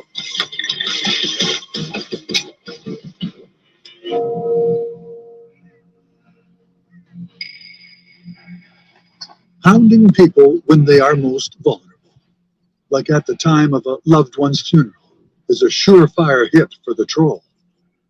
That's the easiest way for us to create a mass effect. It's really effective when you have all these people who are already emotional about this bomb on them, with the gore photos, maybe some kind of sexually explicit photos. It sends their emotions into overdrive. But what do the trolls get out of seeing these distraught reactions? Lulz. L-U-L-Z. That's the currency of the troll, and it's what they're after. Lulz are laughs, fun and amusement at the expense of others. The Wagoner crew will prod people online for reactions. The bigger their response, the more popular the target becomes. Someone who gets really animated and waves their arms around on camera, preferably, or they'll scream into a microphone on a podcast. They might start crying. They become Lulz cow. They're like an ongoing target. We love that kind of reaction. We want to make them cry. We love to make them cry. The open internet is a playground for goose and trolls like it. And the stark contrast to what they can get away with in normal society is not lost on them. I really can't. I mean, the real world's so boring. It's lacking in lulls. It really is. I don't think we'd be able to find this in real life. The internet presented something that was never available to us before.